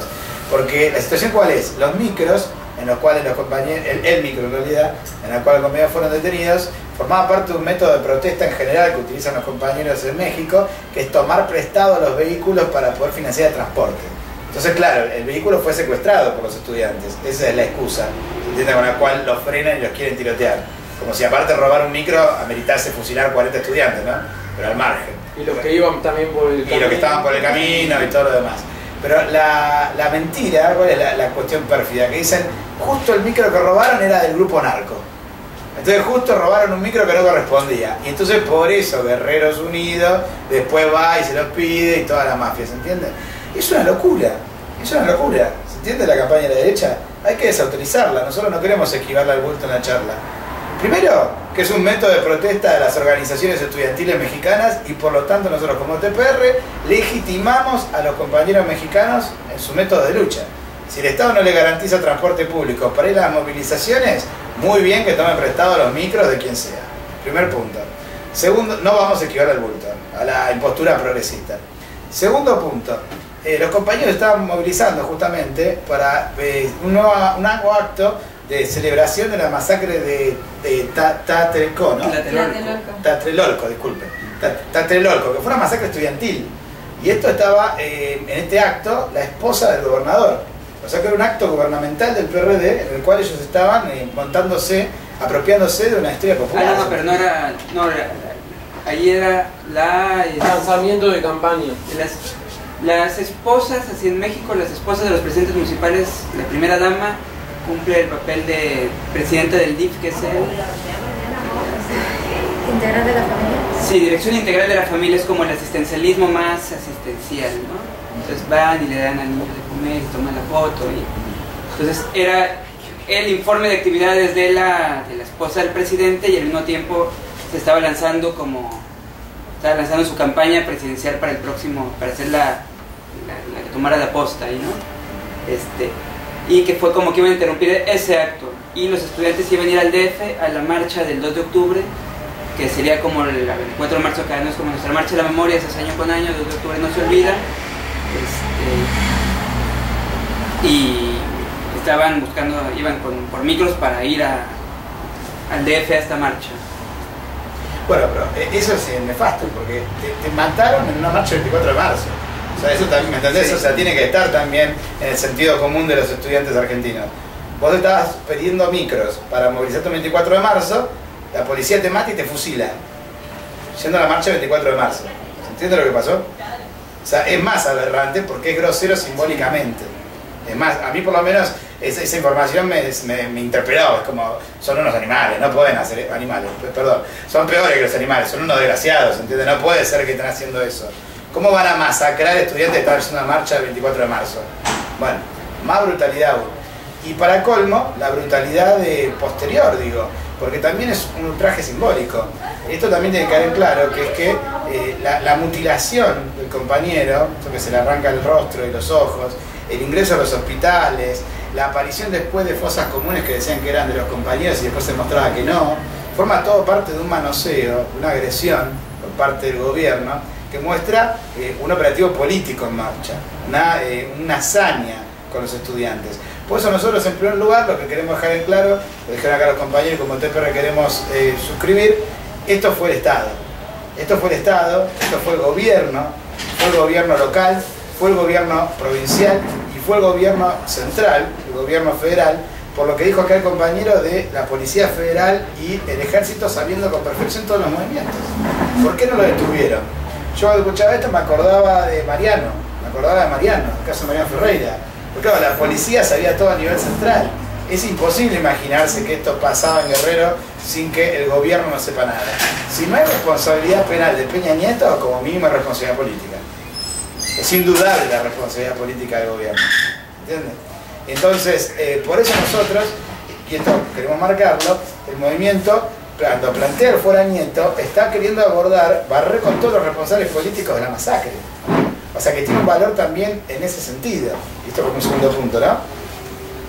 Digo, la derecha está a la defensiva, el movimiento popular en la calle, la izquierda burguesa que tendría que ser recambio, comprometida también. Tuvo que salir el Consejo Nacional del PRD a pedir disculpas por haber permitido la candidatura de este PRI. O sea que el PRD sale a su propio rescate. No quieren, ¿se entiende?, hacerse cargo de lo que han engendrado ellos en el Estado municipal, en el Estado provincial, perdón. Entonces, desde este punto de vista, para nosotros, por lo tanto, el choque con los partidos patronales es el fil, digamos, el eje de toda la discusión. Algo similar pasó con los radicales en Argentina, cuando salieron con la CONADEP y compañía. Entonces, no, bueno, nosotros no teníamos nada que ver. Eso era algún dirigente municipal del radicalismo, nosotros no tuvimos colaboración con la dictadura, no es cierto, falso. Entonces la conclusión política, y esta es a lo que hay que alumbrar, creo, como una primera gran línea, es barrer con la derecha. No podemos permitir que el gobierno de Peña Nieto quede en pie, barrer con la derecha, barrer con los partidos patronales que han estado implicados, el PRD y también el PAN, porque son sostenedores de Peña Nieto, son los partidos que no están de acuerdo con la salida del gobierno, del responsable de esta masacre, y a partir de ahí abrir un proceso político, en el cual los trabajadores ahí van a tener distintas alternativas. Pero el eje del movimiento, a nuestro entender, no puede obviar la caída de Peña Nieto, porque si Peña Nieto queda arriba, nosotros todo el proceso por abajo no logramos que impacte en la estructura, ¿no?, que impacte por arriba. Entonces, es como decir que las asambleas populares son a contramano de la caída de la Rúa. ¿Se entiende? Para nosotros, la victoria de los 26 municipios pasa por la nacionalización de esos movimientos y la contraposición con el gobierno central, la caída de ese gobierno. Este debate es un debate largo con el zapatismo. El zapatismo desde Chiapas en su momento del 94 y su posterior integración al Foro Social Mundial y compañía, plantea la alternancia al poder, la otredad. O sea, por acá estamos nosotros y por allá está el Estado. Y para nosotros lo que interesa como concepto político es que tenemos que avanzar en la destrucción política y física del Estado mexicano. y de la influencia del imperialismo. Porque eso es una cárcel de pueblos, justamente no le dan el presupuesto. La regularización de relaciones nosotros apoyamos, está bien que le bajen el presupuesto, pero el problema central para nosotros pasa por lograr incendiar México entero. Y es así nuestra política. ¿Por qué? ¿Por qué? ¿Porque nosotros queremos ser un factor de caos? No, porque el gobierno es un factor de caos sistemático. El gobierno es el que ha provocado a los familiares. Incluso fíjense que se había llegado a un acuerdo con Peña Nieto en su momento. Hubo un protocolo que la mayoría de los familiares que encabezan el movimiento firmaron para la búsqueda. Y Peña Nieto lo incumplió. Sistemáticamente había 10 cláusulas, ¿no?, de cómo avanzar en el esclarecimiento del caso. Sí, hubo una represión en un festival el domingo y ahí se cortó todo. Claro. No, que ya desde antes el decálogo que sacó Peña Nieto no fue avalado por... Además era un decálogo de broma, con un número 911 se solucionó. No, claro, no era una provocación, justamente por eso. Los familiares fueron, dijeron, bueno, decálogo, acordamos, y después salieron y dijeron, esto es una porquería. Entonces, claramente se está atravesando una experiencia política con el gobierno. Y acá lo que hay que hacer es llevar a fondo esa experiencia. Y una de las etapas ineludibles de la experiencia política de los trabajadores mexicanos es echar a ese partido, que es el PRI, que se vaya expulsado, repudiado del movimiento popular, que es el partido que concentra, como dijo acá muy bien compañero, una dictadura vestida de democracia. Es la dictadura del capital, es la dictadura imperialista en México. Entonces, la expulsión de ese gobierno no es la conclusión final, pero sí una condición necesaria. Es una condición necesaria para que el movimiento prospere. Nosotros entendemos que también se vincula esto, como dijo el compañero, con otros casos. La masacre permanente de compañeros es algo sistemático en México. No es que hay que echarlo por Ayotzinapa, que eso también es otra línea de discusión. O sea, no, el gobierno no tiene responsabilidad por Ayotzinapa, entonces no hay que echarlo. Ah, pero razones para echar a Peña Nieto sobran. No es que por Ayotzinapa ahora... De hecho, nosotros venimos a movilizarnos a la Embajada de México en el verano. ¿Verano fue, no? Sí, por la compañía de la historia. Sí, por Néstor Salgado. ¿Cómo? Y en agosto antes, hubo 2 marchas. Bueno, nos movilizamos en varias ocasiones por Néstor Salgado y por todos los presos políticos, denunciando la colaboración que tienen con los cárteles de droga, también con el saqueo de los recursos naturales. Una de las cosas que denunciaban los compañeros de las organizaciones originarias es que directamente de narcotráfico no, por métodos clandestinos, o sea, ilegales, sacan los recursos naturales del país, por vía frontera. O sea, directamente se roban el oro, se roban el petróleo, no pagan impuestos, es directamente un capitalismo mafioso y narco por completo. No solamente porque la actividad es delictiva, el narco, sino que también van a todos los otros rubros de saqueo posible de México y lo desenvuelven a fondo con total impunidad. Y eso es lo que avalan los gobiernos que estamos discutiendo acá. El gobierno del PRI, del PRD, del PAN. Entonces hay que barrer con esos partidos y entendemos que por eso la consigna de Peña Nieto cumple la función de mostrar cómo el PRD sostiene al principal ejecutor de esta política, al gobierno fraudulento. Sostiene el PAN al gobierno de Peña Nieto. Y esa es la manera con la cual nosotros entendemos que esa consigna, que se está abriendo paso entre los familiares, tiene que ocupar el primer lugar. Porque el debate hoy, ¿dónde está encapsulado? Si uno mira el debate macro de la situación política hoy mexicana, el debate es, ¿fue el Estado o fue los narcos? Esa es la discusión ahí. Está cruzada ahí. Y de a poco está abriendo paso una nueva discusión que es, como ya sabemos que fue el Estado, sabemos que no fueron los narcos, porque eso es lo que quiere instalar el PRI, el Peña Nieto, para salvarse. Pero entre los compañeros que dicen, fue el Estado, la discusión, bueno, ¿y qué hacemos con este Estado que se tiene que investigar a sí mismo? Si sabemos que no se va a investigar a sí mismo y que la posibilidad de que haya justicia de parte de esta gente es teóricamente es prácticamente inviable. Porque ya hemos visto cómo operaron de forma práctica en la senda de la impunidad. Y ahí es cuando entra la discusión de estrategias para terminar con este Estado. Y la principal consigna y el principal escollo, en este sentido, entiendo que tenemos que discutirlo acá, es la consigna de Asamblea Constituyente. Consigna de Asamblea Constituyente que la plantea la pseudo izquierda del PRD, que es el hijo de Cárdenas. Sí, que ya ni está más.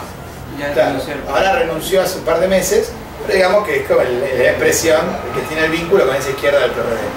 Y la consigna de Asamblea Constituyente, nosotros queremos marcarlo, no cumple una función política apropiada, porque la Asamblea Consigna Constituyente es oportuna cuando se ha establecido una crisis de características democráticas, donde hay que transformar un régimen social, y bueno, entonces uno dice, están todos estos series de objetivos. Una Asamblea Constituyente en general tiene que ver con las tareas de la revolución democrática. Entonces uno dice, bueno, Asamblea Constituyente para transformación de la tierra, de reforma agraria. Asamblea Constituyente para expulsar el imperialismo, Asamblea Constituyente para combatir las privatizaciones, Asamblea Constituyente para que haya una transparencia en el régimen electoral, una reforma constitucional, para que haya, bueno, las teorías democráticas clásicas. Ahora, no se está discutiendo eso acá. No es un problema constitucional que tenemos en México. Aquí hay un problema fáctico, que hay un gobierno y partidos políticos que requieren ser barridos. Entonces, nosotros entendemos que la consigna de Asamblea Constituyente, incluso como la plantea ¿cómo se llama? Cárdenas, es una consigna de salvataje del régimen político. Porque ¿a quién se la plantea la Constituyente? Al propio Parlamento. Dice que se convoque un Congreso Estatuyente. O sea, básicamente significa que que el PAN y el PRD rompan con el PRI. En pocas palabras. Significa eso la consigna. Y nosotros entendemos, por el contrario, que el proceso político mexicano ha agotado al PRD y el PAN como un canal de oposición al PRI. Entonces hay que barrer con los tres. Por eso la consigna de Asamblea Constituyente no la vemos como viable. Por el contrario, entendemos que encausa el proceso popular en los marcos de estos partidos. Por el contrario, lo que nosotros vemos como apropiado, ¿cuál es nuestra consigna? ¿Cuál es el camino en donde hay que avanzar? En primer lugar, cualquier consigna arranca, cualquier plan para México tiene que arrancar con la renuncia de Peña Nieto, porque ese es el vehículo, el clamor de los padres que ven que en Peña Nieto se concentra todo este régimen político y es la expresión del sector más combativo a las movilizaciones. ¿Actúa la consigna fuera Peña Nieto en México hoy? Sí, pero como una consigna secundaria. No está en el centro de los reclamos de los familiares o las movilizaciones. ¿Cómo va a estar lo que quieren son sus hijos? ¿Cómo? ¿Cómo va a estar eso en el centro de los reclamos? Si el reclamo primero es que aparezca. No, claro, la discusión cuál es. Nosotros entendemos que el reclamo fuera Peña Nieto es la manera para poder tener un gobierno que haga que aparezca. Porque hoy políticamente el gobierno opera desde el gobierno para que no aparezcan. Es un obstáculo a salvar. Nosotros consideramos que es incompatible la permanencia de Peña Nieto con la aparición de los compañeros, lo cual no quita, naturalmente, nosotros somos respetuosos de los compañeros que quieran atravesar ese camino. Lo que nosotros decimos es, este gobierno opera sistemáticamente para que no aparezcan, este gobierno para que aparezcan los compañeros hay que echarlo. Esta discusión también se dio en Argentina con los compañeros detenidos desaparecidos, que era justamente cómo hacemos para que aparezcan los compañeros, por medio de acuerdos con el gobierno constituido, por medio de una colaboración o por medio de la expulsión de estos gobiernos. Nosotros entendíamos que la lucha por juicio y castigo era incompatible con los gobiernos de turno y que era una herramienta de denuncia y por el derrocamiento de esos gobiernos. Y por eso entendíamos de que la caída de la dictadura tenía que abrir paso a la revolución, no a la institucionalización democrática de Alfonsín y compañía, que luego le dio la impunidad a los militares asesinos. Y hasta el día de hoy lo vivimos eso. Pero nomás así un datito para los... En Guerrero tenemos la figura de las crack, que son las policías comunitarias de Guerrero, que están desde los 80s, 90s, y los padres de familia en esto decir, o sea, para ilustrar más el fuera Peña es, o sea, no confiamos en el gobierno, lo va a buscar, los vamos a buscar nosotros, están saliendo armados los padres de familia junto a las policías comunitarias a hacer las rondines, las crack, y las policías comunitarias son las que están encontrando las cosas, son las que están encontrando todo. Hay o sea, la consigna del fuera Peña es, incluso vamos contra él, pero vamos a hacer, o sea, vamos a ir construyendo en el Inter todo lo otro. Entonces es como algo, es una imagen fuerte. Padres de familia de desaparecidos, armados, yendo a buscar a sus hijos y diciendo, con el que nos topamos, con el que nos topemos, sea el ejército, la policía, sea el narco, sea vamos... O sea, se está levantando el México bronco en ese sentido, ¿no? Y es como... Es una imagen para pensar, porque está la consigna de fuera Peña, que la tenemos y que también creemos que no se puede lograr, pues, sin sobre la misma transformación, si no sale este gobierno, que es indispensable que salga lo más pronto posible. Se están dando pasos para construir otro tipo de poder, ¿no? Que creo que es importante señalarlo.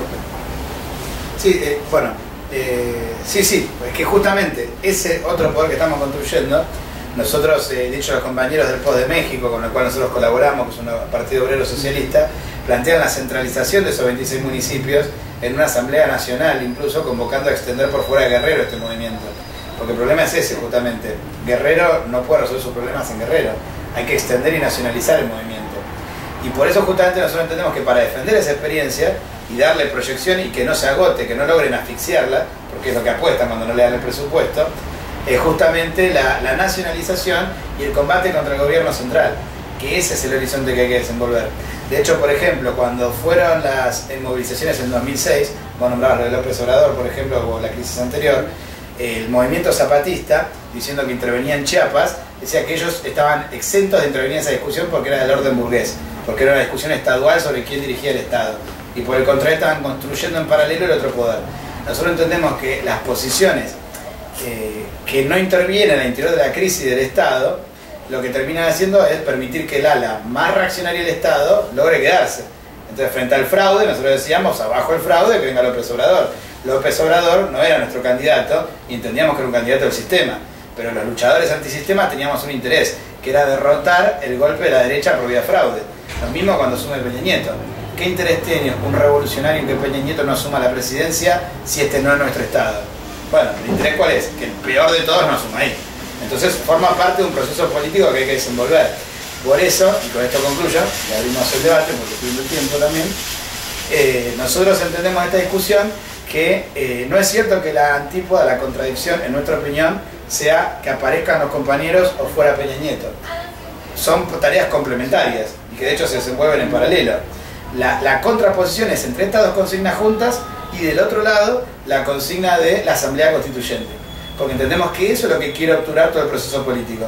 La Asamblea Constituyente lo que busca es rescatar el régimen político mexicano, narco, mafioso, imperialista, que es semicolonial, que es el que está llevando al hundimiento al conjunto de la población y al sofocamiento de este movimiento popular bajo la presión del Estado.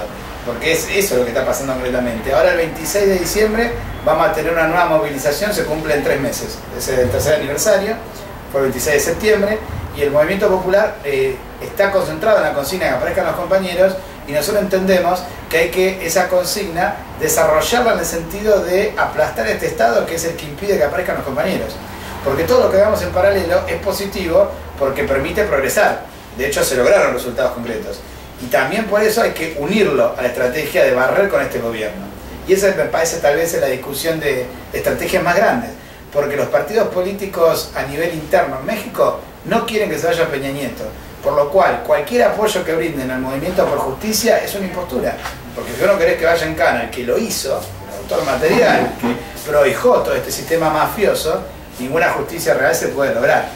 Y a nivel continental, a nivel de estrategias, también es clarificador. Porque, por ejemplo, Mujica, ahora nuevo presidente pro tempore en UNASUR, salió a atacar las movilizaciones populares. No sé si lo vieron eso. Él dio un discurso diciendo que estaba mal que en México haya movilizaciones contra el gobierno central, porque eso lo único que hacía era emperrar la cosa. Entonces, que el reclamo era legítimo, pero no era legítimo pedir el fuera Peña Nieto. O sea que a nivel continental... Que el narco no se desmantela con marchas. ¿Cómo? Que el narco no se desmantela con manifestaciones. Claro, el narco no se desmantela con manifestaciones. Se necesita el Estado. Claro, o sea que a nivel continental el chavismo y sus simpatizantes operan para que el movimiento se integre al Estado, no para que opere en oposición al Estado. Entonces esto hay que decirlo, ¿entendés? Nosotros como revolucionarios latinoamericanos, ¿estamos con los municipios tomados por los familiares, por los docentes, por los estatales, por las policías comunitarias o no? Eso es un pronunciamiento estratégico. Nosotros decimos a muerte con los compañeros que están barriendo con este Estado a nivel municipal. ¿Y cómo hacemos que se desenvuelva ese movimiento? Denunciando que los nacionales y populares, los progresistas, los antiimperialistas, los chavistas, no se colocan del lado del movimiento popular mexicano, sino que por el contrario, en la UNASUR, y lo han dicho en los discursos que hubo en Quito, decían que querían que se resuelva la crisis mexicana. Que se resuelva. Acá la única crisis es que hay un gobierno de derecha que nos asesina. Acá la única crisis es que hay gobiernos del PRD que son socios del narco. Entonces la crisis no es la marcha es la solución. La crisis no son las policías comunitarias, las policías comunitarias son la solución. La crisis no son la ocupación de los municipios, esa es la solución. Entonces, quien se tiene que ir es Peña Nieto y con él se tiene que ir todo este régimen de partidos patronales mafiosos. Por eso Asamblea Constituyente no, por eso elecciones anticipadas. ¿Por qué? Porque nosotros entendemos que hoy no tenemos, y esto es una discusión también para colectivizar, no tenemos un horizonte a mediano plazo en el cual podamos derrocar a Peña Nieto de manera inmediata. Nosotros lo que caracterizamos es que hay un desprestigio popular muy grande de Peña Nieto y que él le va a querer escapar a la urna, porque él sabe que ha sido demolida su imagen pública a partir de lo que ha hecho con Ayotzinapa. No solo digo por el caso del asesinato de los compañeros, sino la política provocadora de Peña Nieto frente a los familiares, porque este es el punto, hay un doble asesinato, no es simplemente un problema de exceso policial, luego hubo un ataque sistemático de parte del gobierno a los familiares. Entonces, en ese terreno, nosotros entendemos que la convocatoria de elecciones, asociado a los municipios y el movimiento popular, son tres instrumentos que sirven a los efectos de profundizar la crisis del régimen burgués, barrer con Peña Nieto. Una elección anticipada, en nuestra opinión, de seguro permitiría barrer a Peña Nieto del gobierno, permitiría, como decimos en general, la democracia es una picadora de carne de partidos patronales, permitiría contrastar con el PRD y el PAN qué opinan de este llamado, y a su vez nos permitiría criticar a AMLO, que es López Obrador, que en toda esta discusión actúa con la elección anticipada como una variante izquierdista del asunto. ¿Por qué dice López Obrador? Vamos a elecciones anticipadas para que haya nuevo Estado, para que haya un nuevo gobierno, para legitimar este Estado. Entonces ahí hay una discusión de estrategia muy grande. Es absurdo que estemos diciendo elección anticipada para legitimar al Estado narco. Entonces, en conclusión, nosotros entendemos que el movimiento de lucha tiene su propia agenda de discusión, como escuchamos acá, que aparezcan los compañeros, vivos se los llevaron, vivos los queremos. Ya me cansé de la denuncia con el secretario Interior, ¿era? El Procurador General. Con el Procurador General tiene consignas que son muy positivas y que nosotros apoyamos, no estamos criticándolo, que se entienda por favor, nos paramos del lado de la marcha y del lado de sus consignas y entendemos que ese planteo positivo hay que proyectarlo a esta discusión política, porque mientras los familiares no discutan, y los amigos y los compañeros y las organizaciones de lucha no discutamos política, ellos sí están discutiendo política de cómo resuelven su crisis. Su crisis ellos la están trabajando, ¿se entiende? Ellos dicen, resolvamos nuestra crisis por medio de la Asamblea Constituyente, resolvamos nuestra crisis por medio de elecciones el año que viene. Entonces, ¿cómo intervenir en esa discusión? Elección anticipada ya, por medio de echar a Peña Nieto y nacionalización, Congreso Nacional de los municipios, centralización del movimiento popular para desarrollar ese otro poder contra el poder de la clase capitalista.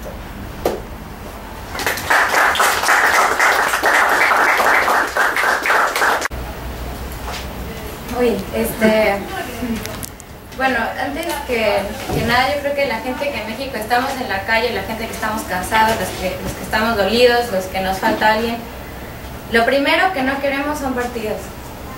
Estamos profundamente desilusionados en la organización partidista porque nos hemos visto en todo lo que nos afecta durante todos estos años. Entonces, esta vía del partido, esta vía de la elección, esta vía ya no nos convence, nos lastima siquiera pensar en otro partido. No tenemos otra opción más que las que están. No hay una posibilidad de alternancia entre esto ni nada mejor, ni siquiera algo menos peor, ¿me entiendes? Es una desilusión política profundísima y además, bueno, entre otras cosas pensaba ahorita que hablabas que de alguna manera esto de la revolución, esto de la lucha, de repente deshumaniza un poco las cosas. O sea, atrás de todo esto sí hay política, sí hay debate, pero hay dolor, hay muchísimo dolor. Hay un país entero que le faltan 120 millones de personas que están asesinadas, 40.000 desaparecidos.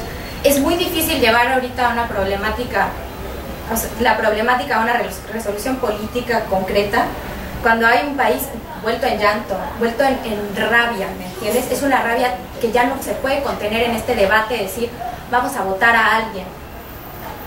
Hay una otra cosa que también hay que resolver a niveles que no son estrictamente estos de las nomenclaturas de la revolución, ¿entiendes?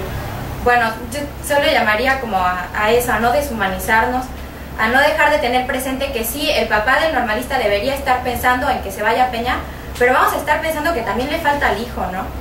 O al hermano, o al primo, o a la hija, o sea, feminicidios a cual más. No sé cómo resolver este momento tan álgido de emoción tan profunda y tan dura para llevar la discusión a los términos de lo estrictamente resolutivo. No sé cómo hacerlo, no sé qué opino. Hay una cosa importante ahora. Los padres de familia entraron al Senado hace unos días, entraron a los golpes al Senado, no les quedan de paso, les gritaron asesinos a todos los senadores que estaban ahí reunidos, y pidieron la supresión de poderes en Guerrero, que se cancelen las elecciones el próximo año, y o sea, como diciendo, queremos borrar todo este sistema, en el sentido de eso de las elecciones anticipadas son como un medio legitimar un poco el proceso y darle medio algo de grasa para que siga avanzando, ¿no? Entonces como no queremos elecciones, queremos que se vayan todos, pero que se vaya sistema, que se vaya, y están ahorita por eso empezando a ver otros procesos de construcción. Y yo también creo, como tú, de los procesos que están buscando construir por fuera del Estado, pero dinamitar el Estado que se está dando en el sentido de incluso de supresión de poderes en Guerrero, supresión de elecciones, y seguir avanzando en este proceso de construcción de poder, o sea, ir tomando más alcaldías, ¿no? Más alcaldías, convertir todo este dolor que se haga ver, o sea, toda esta rabia contenida la están convirtiendo en una estrategia de lucha muy importante. Creo que tienen mucha claridad, y desde todo el movimiento lo que decimos es así como, por ahora es como nadie por delante de los padres, ¿no? Los padres de familia y los estudiantes de Ayotzinapa son los que están liderando este proceso, están llevando a cabo, y vamos atrás, ¿no? O sea, es como, por supuesto, todas las propuestas son bienvenidas, todos los debates son bienvenidos para poder empezar a construir esto, pero sí como con esta consigna de nadie por delante de lo que están haciendo. Y creo que muchas cosas van para allá, o sea, se está este duelo que están llevando en forma de lucha está avanzando fuertemente. Da miedo pensar en la represión. Ahora el gobierno no ha querido meter las manos porque, o sea, ha estado confrontando muy de baja escala a como lo puede hacer, ¿no? Pero conforme esto vaya creciendo, la reacción del Estado va a ser brutal, y ahí también estamos como precisamente que todas las organizaciones de todo el mundo pongan los ojos ahí, porque si bien yo tengo esperanza en lo que está construyendo, tengo un montón de miedo, estoy un chingo de miedo a lo que se viene, ¿no? Porque se vienen cosas más duras. Teníamos la palabra. Sí. ¿Otra vez? No, está bien. Pero la compartimos. Bueno, un aplauso para la compañera.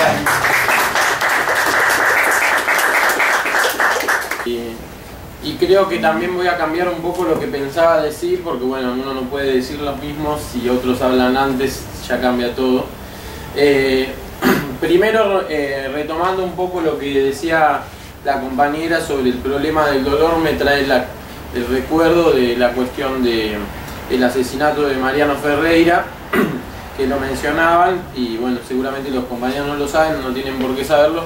Entre los muchos compañeros que estuvieron ahí, yo tuve, no sé si la suerte o la mala suerte, eso es algo según como se lo mire, de haber estado ahí, porque bueno, por un lado la mala suerte de ver ser como un compañero lo asesinan, y que en realidad, bueno, podría haber sido él como cualquier otro, y al mismo tiempo la buena suerte de haber estado ahí luchando y servir después de lo que pasó ahí para tratar de que se haga justicia, y al menos parcialmente se ha hecho, porque hemos conseguido que Pedraza, que es el responsable político de lo que ocurrió junto con el gobierno de Cristina, esté preso.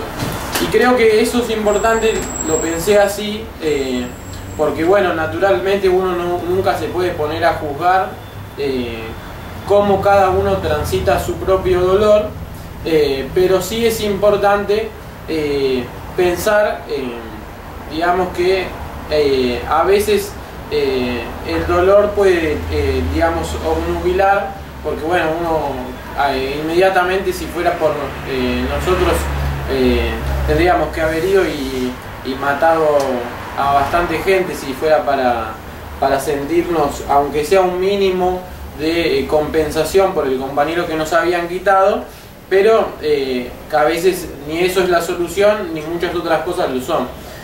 Entonces, bueno, fundamentalmente creo que ahí está el desafío de cuando uno se anima a ver cómo seguir y si no lo hacen otros, eso es lo peor. Porque, por ejemplo, uno debe pensar, bueno, pero no lo hiciste vos y bueno, entonces pasa como lo que siempre dicen los padres de Ayotzinapa, que bueno, hubo la otra masacre, la de Tlatlaya, nadie habla, o pasa que hablan otros y hablan en contra, como el propio hermano de Mariano Ferreira, que fue y se integró con el gobierno que mismo tenía la responsabilidad en la muerte de su hermano.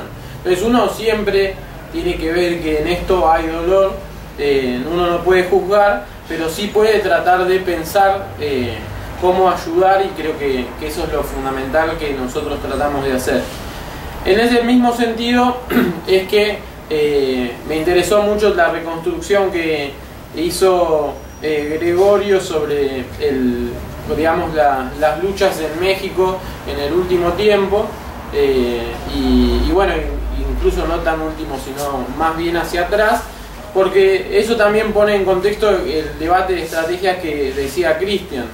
Desde la declaración de la Selva Lacandona hasta ahora pasó mucho, digamos, mucha agua bajo el puente, y podemos comprobar, por lo menos es en nuestra opinión, que nosotros, bueno, viniendo de una tradición como la trotskista, no podemos más que apoyar cualquier iniciativa proto-soviética o soviética de liberación de las masas y de organización obrera y popular, pero eso no nos ciega a la hora de juzgar en qué estado de desarrollo del movimiento estamos.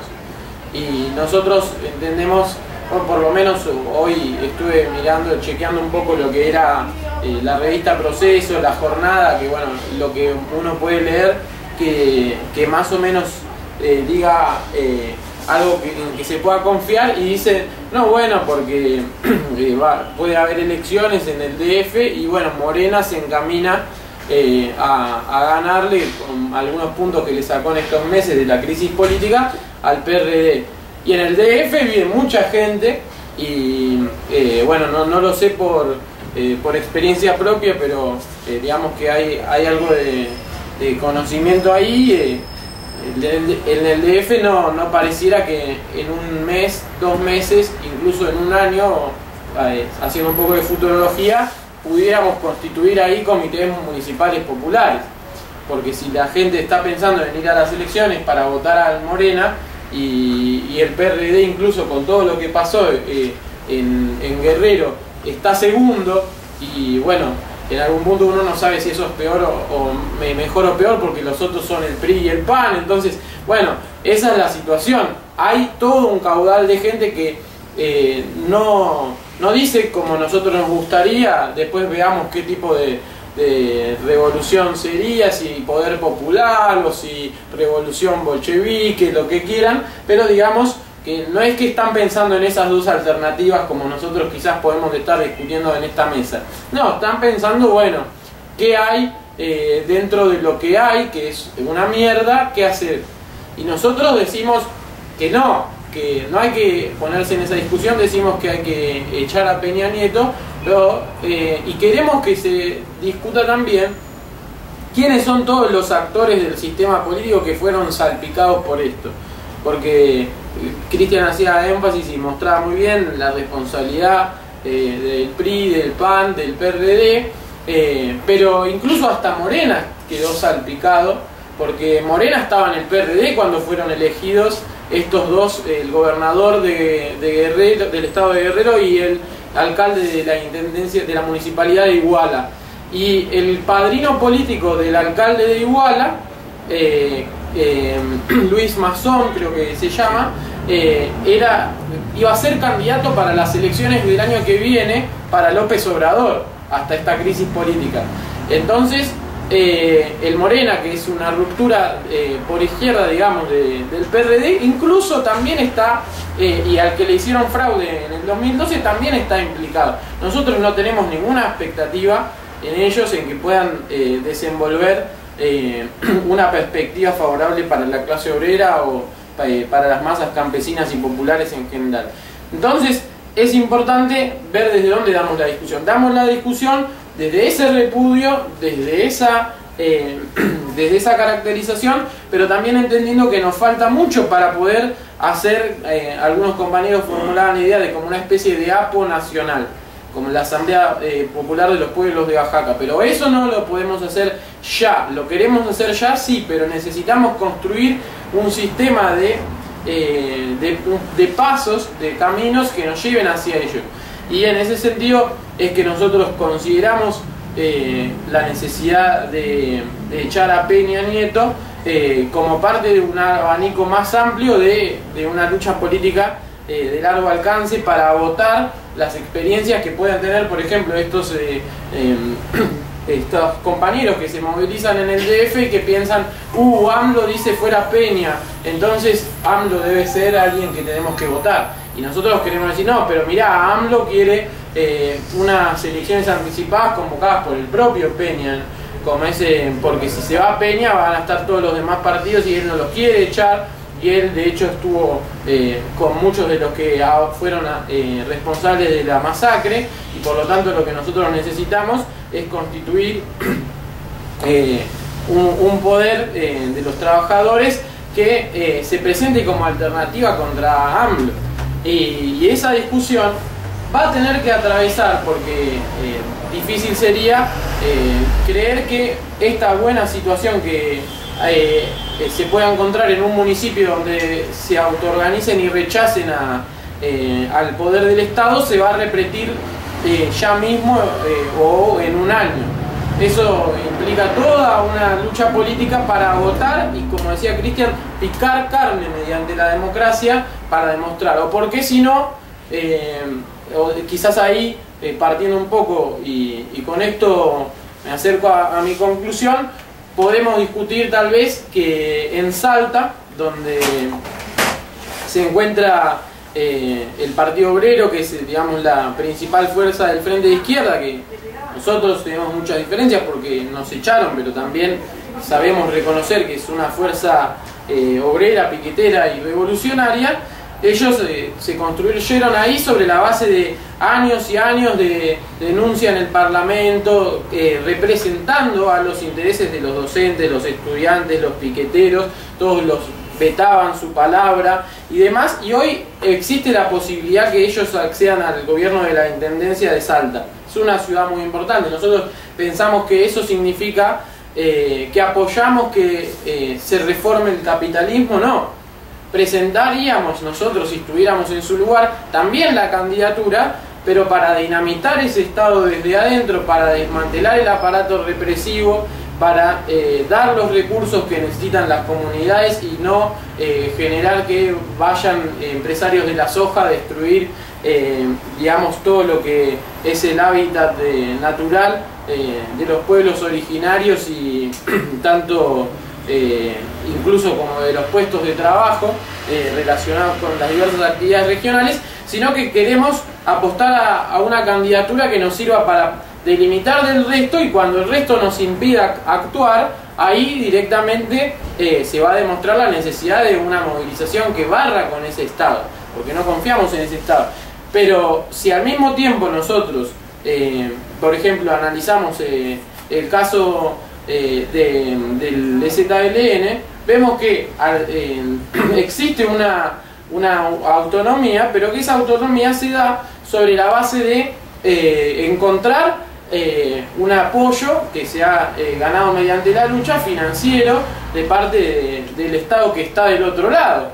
Y eso implica que tarde o temprano o uno destruye ese Estado y avanza sobre el territorio que ese Estado tiene, y para eso estamos discutiendo esas tácticas y por eso nos interesa, o si no, lo que va a pasar es que van a destruir esas comunidades, porque no las van a dejar por siempre que estén así autoorganizados, ni ellos ni nadie. Como lo mismo que hablamos siempre con las fábricas, que son tomadas por sus trabajadores y puestas a producir. No va a durar por un siglo, por 20 años, por 30 años eso, sin que el capitalismo opere y destruya políticamente y socialmente, incluso corrompiendo esa estructura. Le pasó al Estado soviético, que fue corrompido por no poder destruir el capitalismo a nivel mundial, y bueno, eso le va a pasar a cosas mucho más chiquitas como una fábrica, o más grandes, pero no tan grandes, como una comunidad indígena.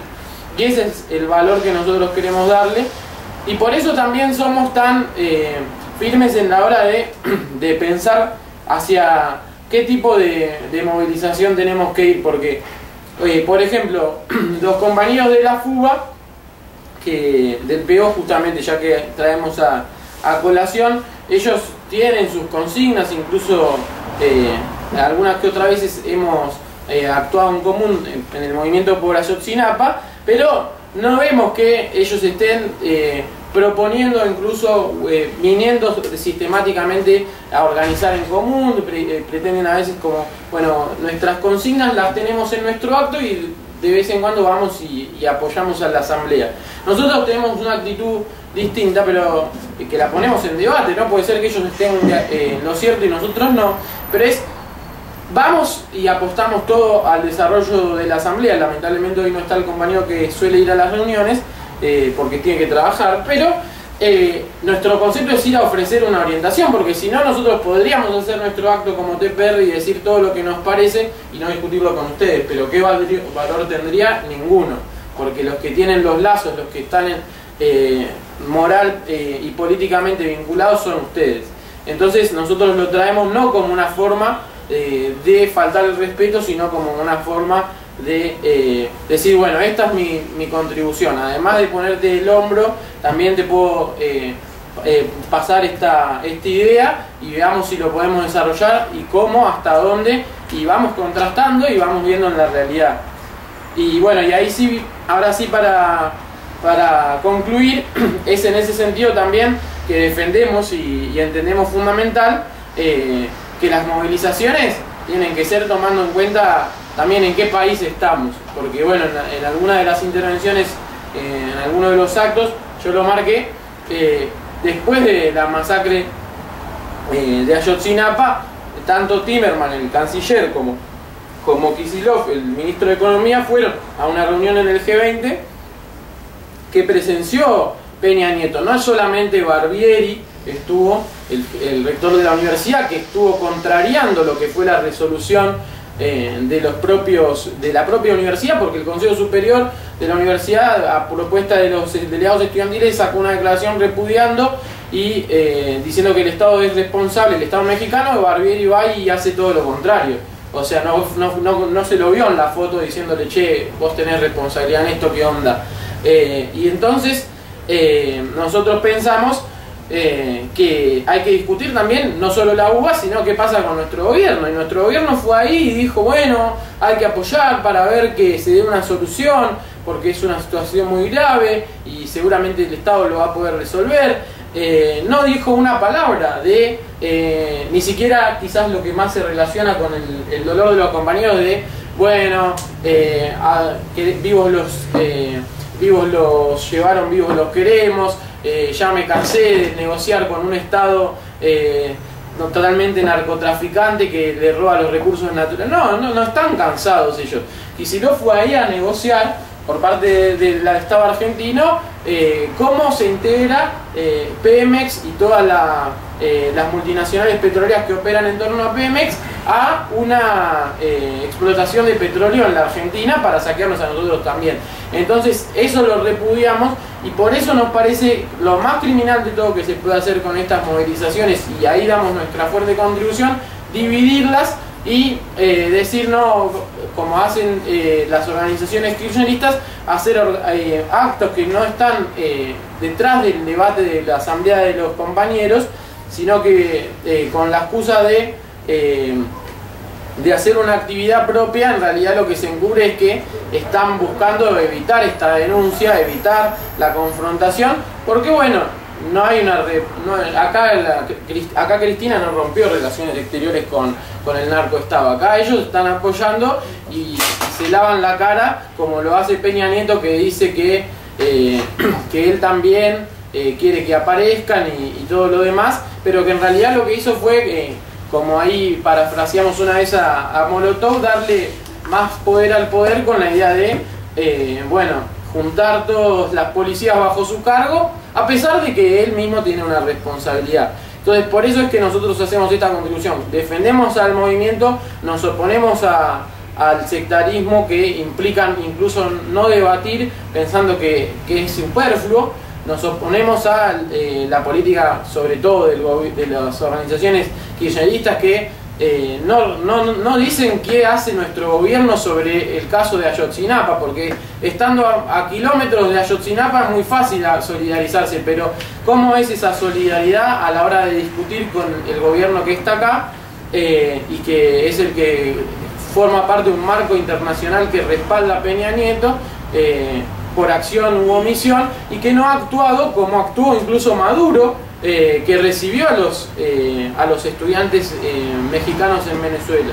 Entonces ahí hay toda una discusión que tenemos que dar, y que nosotros ahí ya no la damos como observadores porque no estamos en México, sino que estamos en Argentina, y que bueno, nos interesa, y es también nuestra contribución a esta discusión.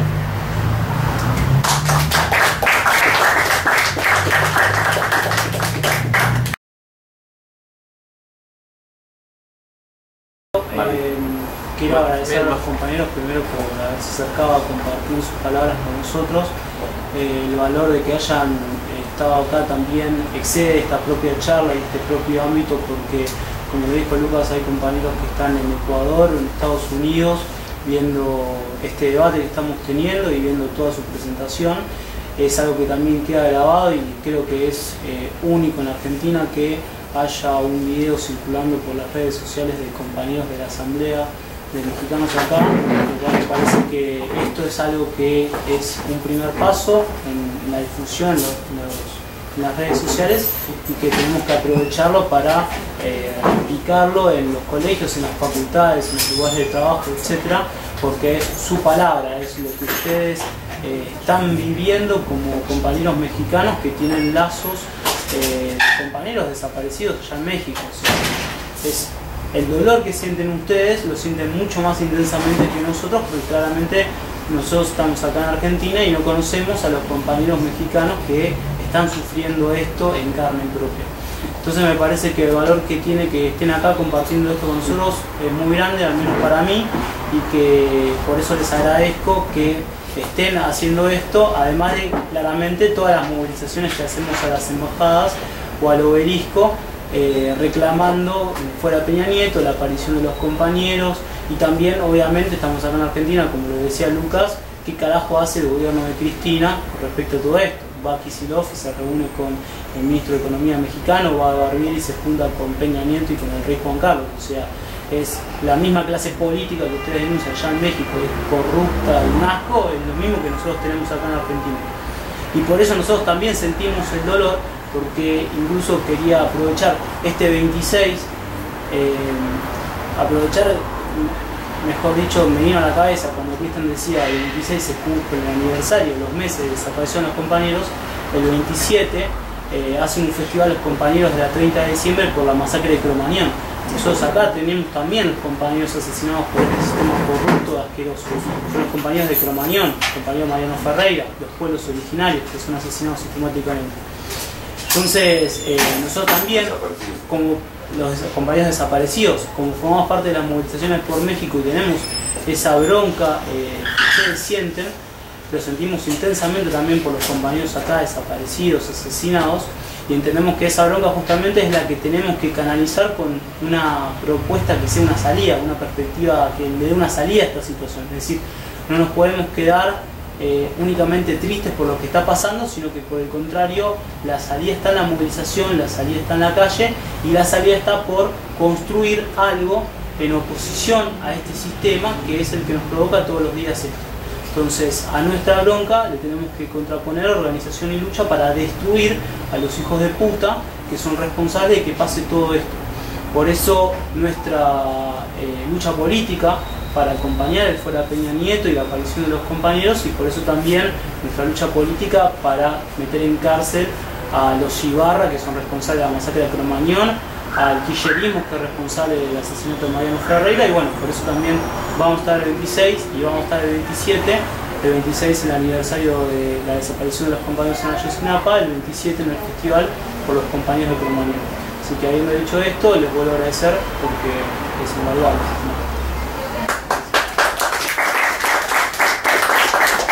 Carlos. Sí. Bueno, la idea es, la verdad que me pareció muy buena la mesa, creo que tuvo alto voltaje político, tal vez había algunas cosas que en detalle no conocía, pero sí tal vez lo que sentimos desde acá cuando vemos lo de México es un poco lo que pasa acá en toda Latinoamérica, o sea, los gobiernos capitalistas que permanentemente por hacer sus negociados, sea en este caso el narcotráfico o cualquier tipo de negocio, nosotros sobramos. Y esta idea de, contaba el compañero, que tener dos posibilidades, o sea, o te vas a Estados Unidos o trabajás para los narcos, acá cada vez se ve más cotidianamente en las relaciones sociales que los gobiernos acá avanzan a eso, ¿no? Santo, bueno, toda la operativa que hay para que Latinoamérica sea un destacamento de narcotráfico y destrucción de las fuerzas productivas en todo el mundo. Ante esto, creo que bueno, la única oposición política somos nosotros, los trabajadores, los que vivimos en esta tierra y somos dueños de esta tierra, contra las políticas que generan los banqueros para rescatar sus beneficios. En ese sentido creo que sí hay que, más allá del dolor que provoca, nosotros somos un país sumergido en el dolor, como dijo Matías, durante todos estos gobiernos, en las dictaduras, hemos visto a nuestros compañeros caer bajo el Estado capitalista y nuestros padres y nuestros abuelos han visto ser masacrados por los gobiernos capitalistas. Y de ese dolor hemos aprendido a evolucionar políticamente y a organizarnos políticamente contra este Estado. O sea, ¿qué es lo que le podemos transmitir a los compañeros de México? O sea, no es que somos maestros de de nada, o sea, pero cuando escuchamos el que se vayan todos o aparición con vida, son consignas que tienen un principio y deben tener un final, porque si no quedan en medio camino. Entonces creo que ahí tienen que encontrarle un paso más a esas consignas para ir más lejos. O sea, nosotros le proponemos un argentinazo, pero también va a estar la propuesta de la primavera árabe, ¿no? Que es rebelión y queda ahí sin, y vuelve algo peor, como decía el compañero un poco, puede venir algo peor también si no terminamos. Entonces la pregunta es un poco, si hablamos de resurgimiento político de algo nuevo ante lo que ya estaba, ¿qué sería exactamente eso nuevo que pueda aparecer? ¿Y cuáles son las posibilidades de armar una relación de fuerza? O sea, el fuero Nieto puede fortalecer una relación de fuerza contra los narcos. O sea, si se va Nieto, ningún otro político se animaría a hacer una alianza con los narcos. Esa sería un poco la pregunta. No. Bueno, primero que cuando hablamos del narcoestado no es, o sea, en esto del cambio de figurita que decía de sale Peña Nieto, el caso de Iguala lo ilustra muy bien. Está el crimen organizado del Estado desde la estructura más mínima, desde el policía del pueblo más pequeño de 500 habitantes hasta el presidente de la República, ¿no? Entonces, no es que sea una cuestión del gobierno federal que centraliza esto, está completamente alojado en todos los territorios, con dinámica propia en cada territorio, ¿no? En cada municipio para de manera diferente, hay alcaldes directamente involucrados en el crimen organizado. Una parte del grito también es, o sea, bueno, ya agarraron una barca, ¿cuántos abarcas hay en el país, no? Y debe haber cientos de barcas, o sea, cientos de alcaldes municipales que forman parte estructural del crimen organizado, cientos de policías. La alternativa de Peña Nieto es ir a una policía única, centralizar la policía, es cambiarle la gorra a un policía municipal por una de policía federal y sigue siendo lo mismo, ¿no? Entonces, creo que sí, o sea, la alternativa tiene que ir por destruir el sistema mismo, ¿no? El sistema está coludido, históricamente lo ha estado, y mientras sigamos pensando en un sistema similar, lo estará, ¿no? Igual, una cosita, estamos de acuerdo que el sistema no va mal, sí, pero en la construcción a reemplazar ese sistema, el fuera nieto ahora, no evolucionara el tema del miedo que vos decías, si vuelve otra vez, o sea, este nacer que hay ahora, entonces con la tercería, si se va nieto. Y no sé, ¿no? O sea, ahora, porque el miedo no es un miedo al gobierno federal, ¿no? O sea, no es un miedo a la presidencia de la república directamente, es un miedo al entorno. Claro. Entonces, el que caiga Peña Nieto no puede modificar mucho las dinámicas propias de o sea, si no modificamos las dinámicas desde abajo, ¿no? O sea, creo que hay que tener una lucha de arriba, de abajo, de todos los lados, pero o sea, cae el presidente, pero la estructura en mi pueblo sigue siendo exactamente la misma, ¿no? Claro, acá pasó, digamos, fueron 5 presidentes y no sé. Entonces, por ahí va. Y también cuando conocimos mucho esto del autonomismo, o sea, que es un debate que no se va a arreglar aquí, ¿no? Que es un debate que se viene dando desde el 90. Pero los gobiernos que vinieron después fueron más débiles que los anteriores. Entonces, como que está ahí en la transición todavía. Es un poco la... Sí, ahí habrá que ver, o sea, por lo pronto creo en la construcción que se está dando hoy en día, ¿no? O sea, se está dando procesos importantes de construcción de alternativas, que hay que ver cómo están operando. Yo todavía no, o sea, hay que empezar a estudiar lo que están haciendo para poder, a partir de eso, empezar a ver hacia dónde puede apuntar, ¿no? Ahora creo que es un momento en el que, sí, las recetas todavía no caben, ¿no? O sea,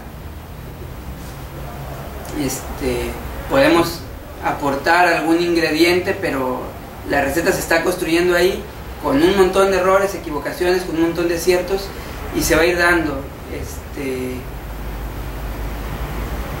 Y ya en cuanto... Sí, nosotros también como Asamblea de Mexicanos consideramos que hay que seguir presionando para que haya posicionamiento, que haya ruido a nivel gubernamental, ¿no? O sea, esta estructura no va a cambiar solamente con la lucha que está en lo interno en México, tiene que ser de fuera. Y bueno, por lo pronto movimientos sociales, partidos políticos de izquierda y demás están pronunciando, se están logrando, hay que luchar porque o sea, aquí sus representantes se pronuncien y hagan algo, ¿no? Está la enmarañada de intereses económicos, es fuertísimo esto que decías pues sí, que Pemex venga a invertir a Vaca Muerta junto con todos los demás postores que están ahí, Techín, que vaya ahorita que está Pemex abriéndose a la iniciativa privada, pues que vaya y venda toda la cuestión de perforación y demás. Entonces hay intereses que hacen difícil que se pronuncie, pero hay que seguir apostándole a eso. Y ya nomás para cerrar, porque ya ando medio corriendo, la experiencia del zapatismo, si bien es muy acotada a Chiapas y no da para construir un proyecto más amplio, hay que preguntarnos si México es una nación, o sea, es una nación, es una plurinación, ¿no? Tenemos 91 lenguas que se hablan, 91 identidades culturales completamente diferentes del norte que del sur, pero que comparten algunos criterios comunes. Y no es como volver a la indigenización del país como la alternativa, ¿no? Pero hay que aprender a decirlo, o sea, los compañeros de los pueblos indígenas tienen cosas que aportar, tienen resistencias que no vienen del capitalismo, tienen resistencia de 500 años, pues vienen desde la colonia, y que hay que empezar, hay que buscar, hay que ver qué están haciendo, cómo lo están logrando. Las comunidades campesinas también vienen muy atravesadas, a pesar de no ser indígenas, por esta visión.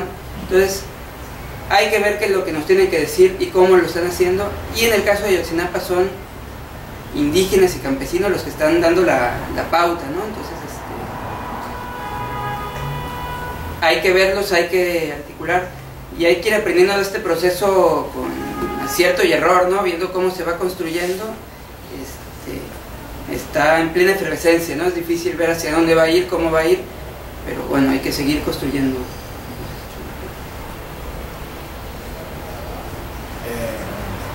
¿Cerramos o hablemos un poquito más?